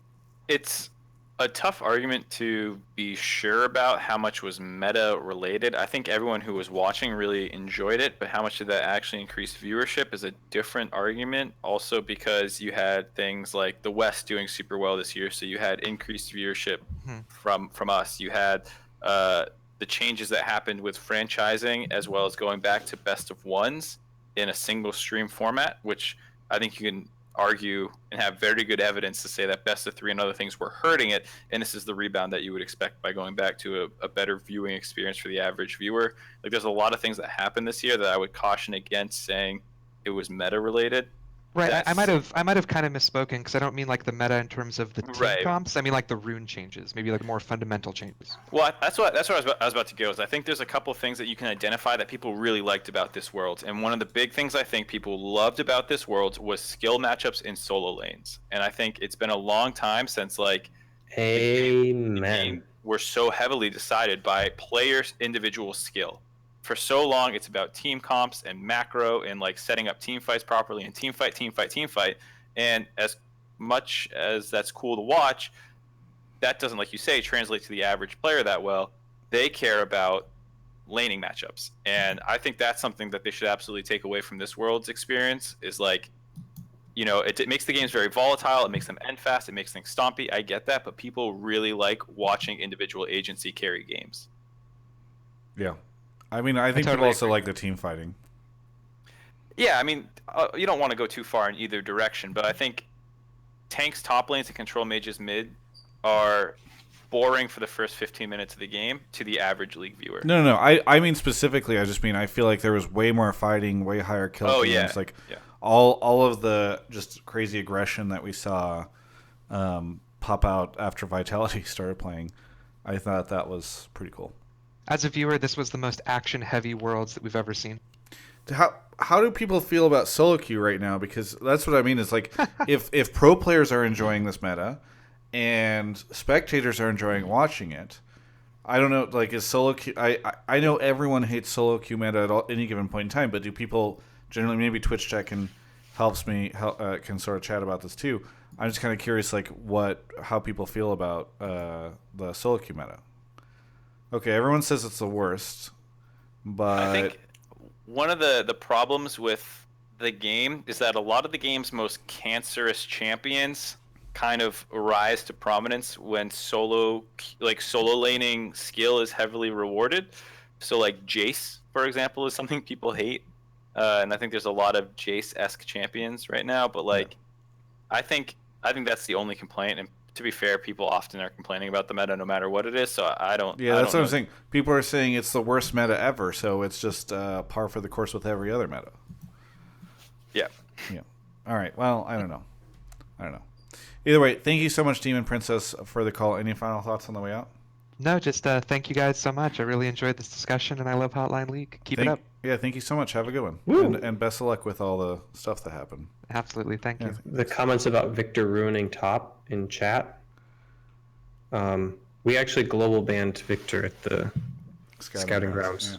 That's what I mean. Which was in the first intro to this show, which everybody in the VOD is not going to hear. Yeah. So I'm just letting you know that is definitely recognized. Rylicious 26 subbed. Nutella Bananard subbed for 2 months. Kaiman 73. ZXWB Jubes for 4 months. And then Anonymous donated $14 and says, thanks for the great work, Kappa. I don't know if the Kappa at the end is supposed to mean that's not great work. Kind of confused. Jay-Z is on the show. Jay-Z. Jay-Z? Yeah. What? Like actually Jay-Z? Yeah, Yes. Jay-Z. I don't listen to your work, but I'm familiar with it. Yes. Where? You didn't sound like I expected based off your albums. Yeah. No. Yeah. That's my stage. Where's Beyonce? Yeah. That's my stage persona. Okay. Jay-Z, where are you calling from? Miami 305. Miami 305. Yeah. What's up in the 305? What do you want to talk about? My hot take was franchising will make EU work. All right, let's go. Jay-Z, do you think that NA before you explain your take, do you think franchising made NA worse? Yes. Okay. All right. Well, let's hear the EU take. Well, EU take, like we're franchising, like a lot of the top players on the same team, and mainly specifically like SOAS on Fnatic would want to move to another team.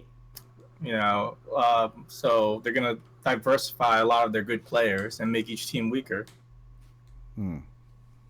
So your concern is there'll be more money, and so more teams can take some of the top talent and split them up, and then the best teams in EU will become weaker because those players will all be spread across other teams. Yes, and like as we've seen, like the players that stick together more often are like example TL. Yeah, Pole Vaulter, X-Miffy, and Double Lift. They've been together before, and when they came back, they did really well. And all the other NA teams besides CLG like had a major roster changes, and they all weren't as good besides C9. Do you think there's a chance that EU teams that right now can't take risks on their roster or trading out for like more rookie talent or people from the lower leagues, do you think that there's a chance that they could do that now because they can take the risk and they can't do that in a non-franchise world? Something like that, but I mainly think like rosters that stick together longer would do better. Yeah. I guess my point would be that in North America we had a team that did better than any other NA team ever, and that roster only existed because relegation is gone. But there's no relegation in EU.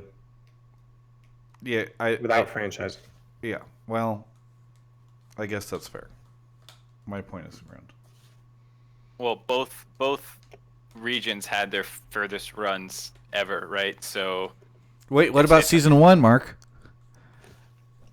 So it's kind of hard to use franchising Travis for either of them, I think. But I think you can say that C9 probably doesn't fix as many problems as they fixed if they had to be fearful of getting relegated. I don't know. Weldon, we should ask Weldon, who's actually coached. That's why I was starting to him. Weldon, go. Yeah. What I fail to see how franchising will hurt performance in Europe, I guess. Well, do you don't think there's a understand the chance that? So his point is, look at Fnatic, top team, did great, stuck around for a long time with a similar roster. You should like when you change up rosters all the time, it's bad. In this new system, we're going to see a bunch of Soaz could leave Fnatic, other players could go to these things. There's going to be way more money. Soaz could leave Fnatic even if they don't franchise? I don't know. Well, Soaz will probably less likely to leave if they didn't franchise. Why? Because the money, or Yeah, I mean, the other teams can't pay as much as Fnatic. He would most likely stay. wouldn't he just go to some other franchise league? I think that franchising is EDU's hope to keep Soaz in Europe. Maybe. But I'm not sure that does franchising really bring a lot of money. There's no relegations now, so people can sign long-term sponsorships. Salaries in North America probably tripled this offseason because of the franchising. Oh, really? Yeah. I heard from Sven and Mithy on their interview that at the beginning of the season they said that salary offers in EU and NA were the same basically for them. Well, I heard that they took less money than they were offered in Europe to come to TSM. I think I heard that rumor before. I think one of them might have said that, but generally across the board, player salaries went up significantly this year. So there's going to be more money and higher salaries in Europe because of franchising. That's the Okay. Yeah, then I fail to see how that could hurt performance. If anything, it'll spread out good players to better other teams, and then everybody will push each other up. Well, that's Jay-Z's concern, is that you will have, instead of concentrating the best players into a few teams, you will have the best players. Yeah, but that's a concern for America, or North America, but Europe has all of this. Europe is going to have 5 C9s, with amazing academy rosters, because they just have way more budding talent in all the regional leagues that are going to get poached like crazy. Yeah. Just imagine 3 max lores getting hired, because people just need more junglers. Yeah. I think it's also the kind of thing where I feel like it's weird to say things like teams that stick together perform better, because that's not always true. You can make the case that because Bwipo subbed in for Teams that break Soaz, apart also perform better. yeah, Fnatic did better. And even though G2 lost their hold on the European Championship with some of the changes that happened through Sven and Mithy, they also had their best worlds placing and performance ever. And C9 made a bunch of roster changes that ended up working out, even though they eventually defaulted They got rid of back. Smoothie. Yeah. So I think it's a hard argument to make that just uniformly sticking together is better. Weldon Risen Lazarus says, I would die for CLG Soaz. You're in a position to make that happen. Ooh. Let him die. Mark, you don't want CLG Soaz? I'm a big fan of Soaz as a person, but I don't really like how he kept tweeting out those things about what was going on internally. Weldon, you've never tweeted out anything controversial. No, not on Twitter. That was Reddit posting. Oh, okay. Sorry. My bad.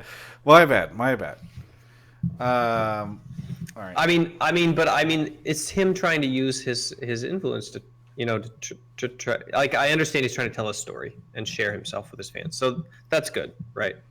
Yeah.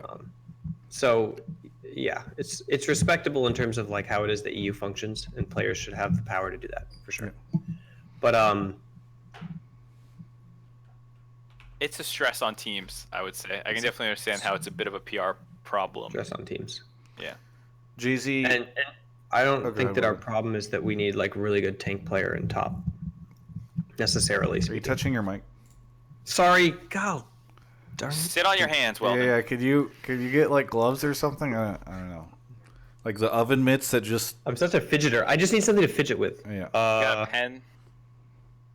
We got one call left, so we just gotta. And you go get the pillow on the couch behind you and just hug it. Jay-Z. I'll just look even more like a nerd. Here we go. Jay-Z, it sounds like we're not super convinced, but the nice thing is we'll find out next year. when North America beats Europe in the finals at Worlds. Exactly. Yeah. That's why this is a hot take. Yeah. Thank you, JC, for the call. All right, no problem. Yeah. All right. One final caller. Some people to shout out. Thank you to Ayumi Cat for the tier 1 sub. Soaz is a really good non-tank player, by the way. I was a little bit memeing him there, but despite all the Can you guys hear Malaclips? Malaclips? Nope. It's Nope. just All right, Malaclips, you're gonna need to restart or make sure your sound settings are right. yeah. Mark, do you want to go back with them to the waiting room for a second? And yeah, okay. We'll just keep spelling. Despite getting a ton of subs, my sub count has actually gone down over the course of the night because all the old subs were expiring from a month ago on Hotline League. So, yeah. Look at Soaz Twitter. Did Soaz tweet something? Let me take a look. We'll find out. How are you enjoying LA, Weldon? That much, huh? Well, my family's in Minnesota, Yeah. and I'm just basically at the office all day long, So you're having a great time. trying to navigate the off season. So far, I need to find a place, get the kids out I here, can't hear him. I don't know what he's doing. get the wife out here. Then I'll start to enjoy it. Yeah. Spirit with the Twitch. He said, Prime. "Fuck it, my mic settings are screwed up." Okay. Well, his take was, and I'm really sad that we can't have him on, because his take was, can I just come on to Flame Scouting Grounds for having a non-jungle main as one of the junglers, and the issues of the Scouting Ground system right now, / ask Weldon his thoughts on it, which I would have really liked to have on. It would have been really good. I can answer that question. Yeah. Okay, go for it. First of all, is it Skrenji, who's the non-jungle main playing jungle? I'm not sure. Oh, yeah. Well, Fiku's spamming. Sir Kenji, Kenji. Okay. He's actually doing really good. He's really smart. So he obviously, one of his strengths of support was like macro and shot calling. So he's like picking the same champ over and over to like limit any issues with the like champ pool in the jungle, right? And then he's like, which by the way, he's fine at jungle. People at Challenger can play multiple roles. And then he's just like kind of like trying to lead his team. So I think he's navigating it really well. He's outperforming expectations for sure. And then like how it's going, I have no idea. There's been 3 scouting grounds now, and like this is my first one, and I have no data to compare it to the previous ones. So it seems like by the end of the week, I'll be able to have a better understanding of these players and their capabilities than watching them on Twitch. Just like straight up the first day, like scouting these players on Twitch versus being able to stand behind them and listen to how they interact with the team live is totally different, right? So it's already a step up in terms of how it is that you recruit high-ranked challenger, high-ranked jungle, ladder players. So I had no idea that that this was happening. I haven't been following Scouting Grounds at all because I've been recovering. But we got Malaclips in the call now too. Malaclips, is your audio working? I'm alive. You're what? I am alive. You're alive. Okay. Malaclips, why don't you start with your pitch on this? Just Sir Kenji is not a jungle main, and he's taken one of the jungle spots. And I know Weldon said from what he saw today, he thinks he was performing well. I've heard different things from people that were at Scouting Grounds. I'm not on Scouting Grounds. I'm on the East Coast, but I've talked to people that are there. So, yeah. And I mean, he's performing well compared to the expectations that were. Oh, on him. yeah, for sure. I Right. think if the guy is a support main, what you said, that he's going to have some good macro knowledge, which you need for jungle. He's playing to his strengths. Pretty sure Right. that they gave the top junglers on the ladder their fair shake, and they had to like turn down a bunch of them due to toxicity checks. So I think that's kind of like the junglers' faults Yes. that he's there, not his fault. Although we can Or Riot's fault. Like Riot was like, Jesus, we freaking tried you all out, and you're all failing your toxicity checks. So, what do you think? I mean, if we want to talk about like the whole scouting ground setup in general, which I know Riot doesn't like, and I know They don't that like what? the way I don't think they like how scouting grounds is currently set up. I don't think they think it's as efficient as it could. Oh, be, okay. Right? Because I mean, what is scouting grounds right now? Let's throw some shots at the teams. This is teams not doing their full due diligence that they could do when it comes to scouting. So Riot kind of put this ad hoc, put together scouting grounds system that's based off ranking. Even Well, though I don't think it's necessarily like the team's failing. It's not like the team sucks so much that they're like, right? It's like, oh, we got to do this. I think there was no path to pro previously. Like the path to pro was pretty shit, and so at least here's an event you can try to like you can aspire to this. In NA, yes, it is, but it would be more helpful if teams actually did better due diligence with scouting than most have done. Pretty much, I can't say for sure on all team orgs. The only one I know adamantly pretty well is C9 put forth a lot of effort. Like even before this year. Sure. Basil, but back to scouting grounds. Yeah. I think I don't know how much I agree that I don't know what rumors have gone around that Riot doesn't like it. I think a lot of people really enjoy it as an opportunity to get to see people in a much closer environment to what would be like what they're actually going to play and that they're going for, and it's something I think a lot of people like, but I don't know exactly if it's completely efficient. I'm sure there's some things they could be doing better, but I think the idea as a whole is pretty well received by people. Yeah. I'm not saying the concept of it was bad. I'm saying the current way it's orchestrated and put together isn't as efficient and as good as it could be. But it's different every year. This year it's completely different than it was last year or the year before. I think that, right? I wouldn't say it's completely different. Like, no, do you mean that the recruitment of? Do you mean the recruitment from the ladder, like that part of it, or do you mean the implementation actually at the event? I mean, this is only the second one, right? Third. I think this is third. Is this the third? Yeah. Yep. Really? Holy shit. First one was like, Fallen Bandit and all those definitely guys. was. Oh my god, that's right. I forgot. Oh my god. Yeah. All right. So, but what you have like a strong complaint? Like, you don't like that they're taking the top people in the ladder? Who else would they take? I'm not complaining about the top people on the ladder. Okay. I'm saying, okay, so let me give an example, right? If teams went strictly off of ranking on the ladder, Zazel probably would have never started playing professional. For example, there's other players that I could name that were never really pushing for challenger, pushing to go pro, that did get discovered through scouting from other channels other than just looking at rank, which I'm not saying you shouldn't look at rank. Sure, scouting grounds is only one option. But sorry, what's your specific take on scouting grounds? That I don't think it does due diligence for the NA ladder completely. Do you think teams are getting lazy because they're just going to rely on scouting grounds, and so they're not going to go do their own scouting now because it exists in the first place? Partially, that's not a yes or no for me. Okay. I do. So I think that like when you going to be less effort. Sorry, you said that scouting grounds doesn't do its best due diligence on the ladder. Is that what you're saying? No. I mean, yes, that is what I'm saying. Yeah, that's what you said. I'm trying to understand. I'm trying to understand what you mean by that. Well, it's also at odds.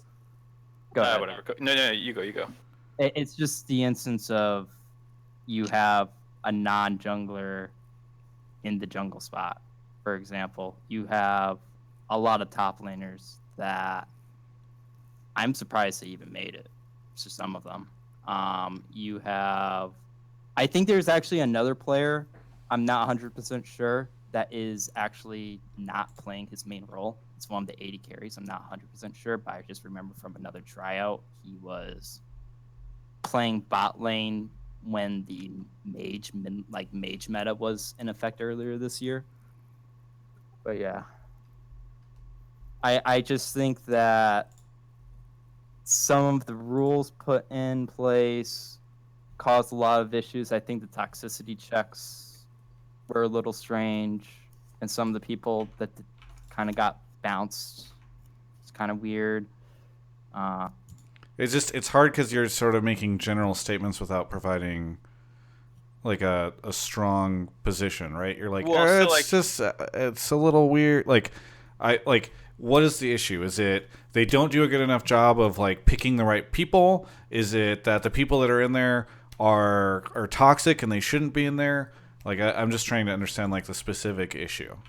I don't like the entire way it's orchestrated. I don't like how it's completely ranked focused. I don't like that there's basically no physical human beings' brains and eyes watching these players before they're brought into scouting grounds. I just don't think it's necessarily proper scouting. Okay, I think that's fair. I think the idea that like you have people not like kind of being off-rolled in scouting grounds is definitely weird to me, and I think that's something that should really be looked at to make sure that's not happening.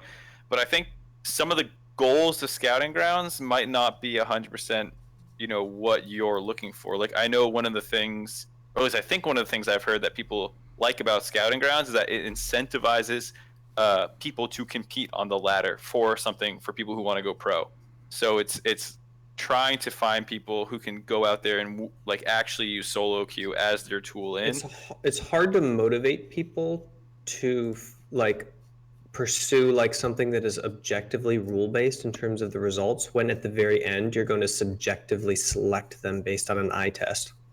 So I think that like if it were to be that the rules were structured in a way that motivated people to go through a system of, like I don't know if you looked at the rules of how it is to get into scouting grounds, but I've like, coached individuals who are like trying to get there, and like we look at the requirements and we work on that.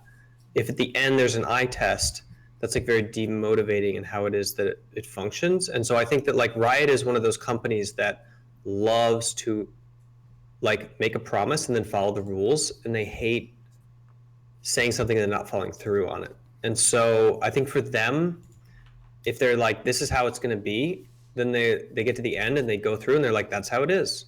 And they're less likely to be like, okay, but this kind of doesn't make sense, so we should make this guy a jungler or something like that. So yeah, maybe there's changes that could be made to that, but can't we just like let scouting grounds be the ladder selector and then find other people through, like the team should do their own scouting too and find other people their own channels. And I also just think the scouting grounds methods should eventually be improved upon to a certain degree. Like if there were like an orchestrator who was in charge of it at Riot and their job was to like put together the best package of people for teams to look at that made the most sense logically, and he started with the top 30 people on the ladder and trimmed it down. Yes. By And you the way, don't even have to exclude to just challenger. I would say that you could potentially even look at masters too. No. To a small degree, I think you could. Even I know it's Korea, but even Korea looks at masters. By the way, Korea. Sir Kenji joined the Discord and then left. But if Sir Kenji wants to talk a little bit with us, we could round out the episode with that. So, either way, any final thoughts here on the scouting grounds conversation, guys? I think that the idea of like taking a less skilled player who on eye test, like in Masters, for example, who on eye test passes is like somebody who should be scouted. I think that that's like, if you've ever watched the movie Moneyball, when Brad Pitt is in the room and he's like, these are the guys the stats say are the best, and all the scouts are like, well, he doesn't pass the eye test. He's not tall and blonde-haired and blue-eyed and doesn't look good when he swings and stuff. Like, and then Brad Pitt's just like, look at the numbers. Like, that's what we're doing here. We want completely, as much as possible, objective data on just who the best person is. So throw them in a faceless global online ranking system, have them duke it out, and at the end of the arena, you take the people who are standing there with everybody else's blood all over their bodies who are still alive and victorious. That's my opinion. Sure, but just to throw this, sorry to interrupt, just to throw this, because this is to talk about like incentivizing playing solo queue.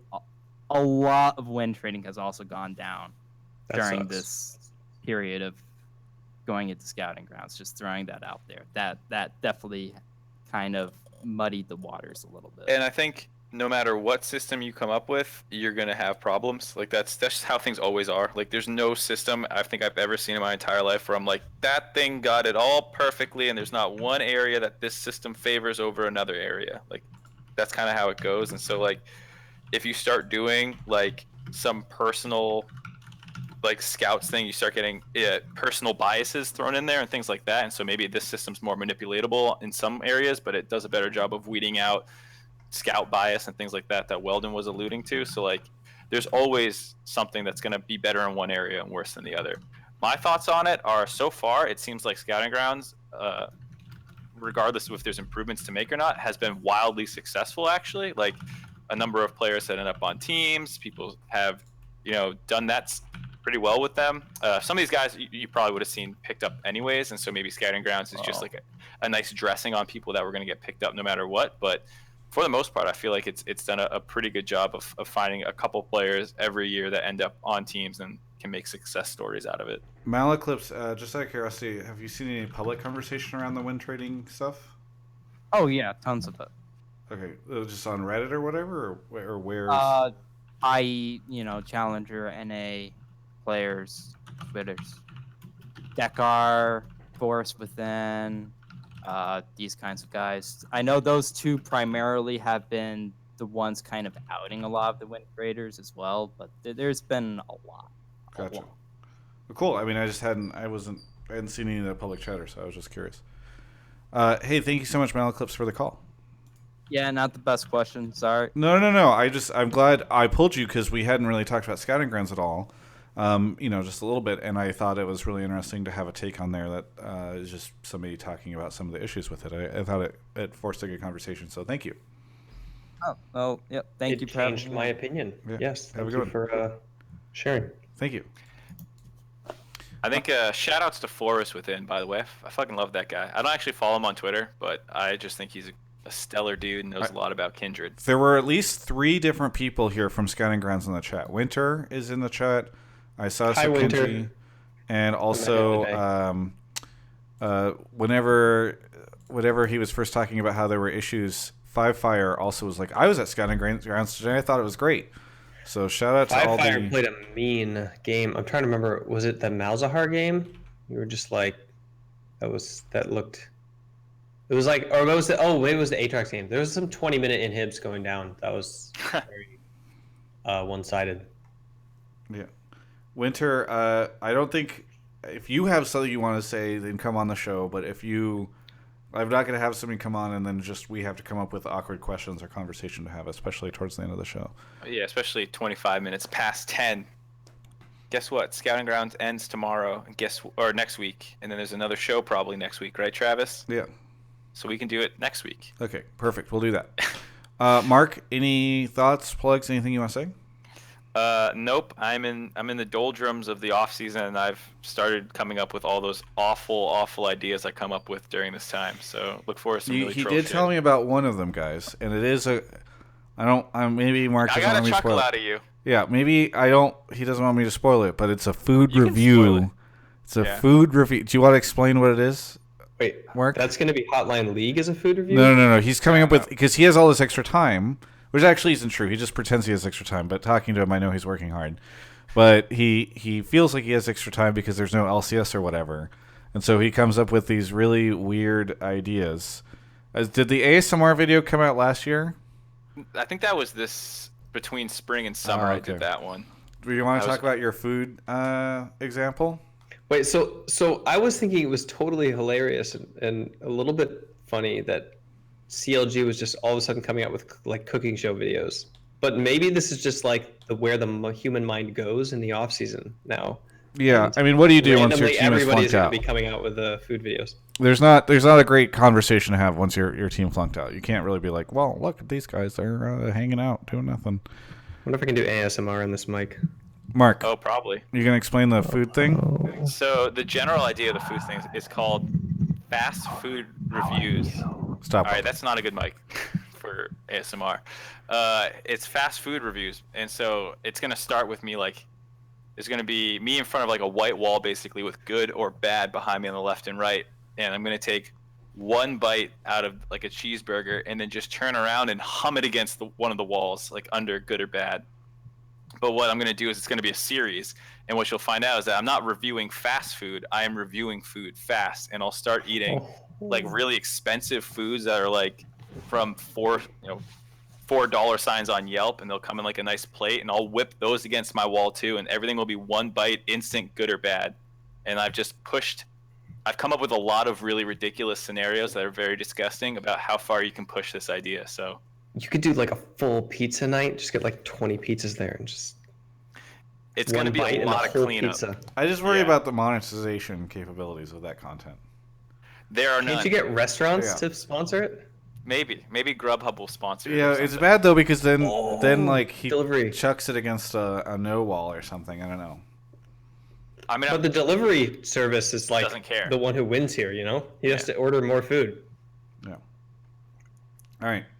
That's the show. Mark, any... Oh, wait, I already asked you, and that was how we got there. Weldon, anything from you? Any shout-outs, any plugs, anything that's going on?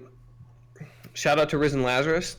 I think 2 years ago I muted him on Twitter because like he was so obnoxious, just like in general. But then now that I am his head coach, I felt obligated to try to do everything I can to satisfy all of TSM's fans, from the top to the bottom, to the side to the left to the right, whether they're Republican or Democrat. You're my fans now. Wait, you just said TSM's fans.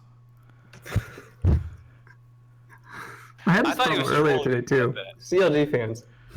I'm reprogramming still. Okay, it's hard.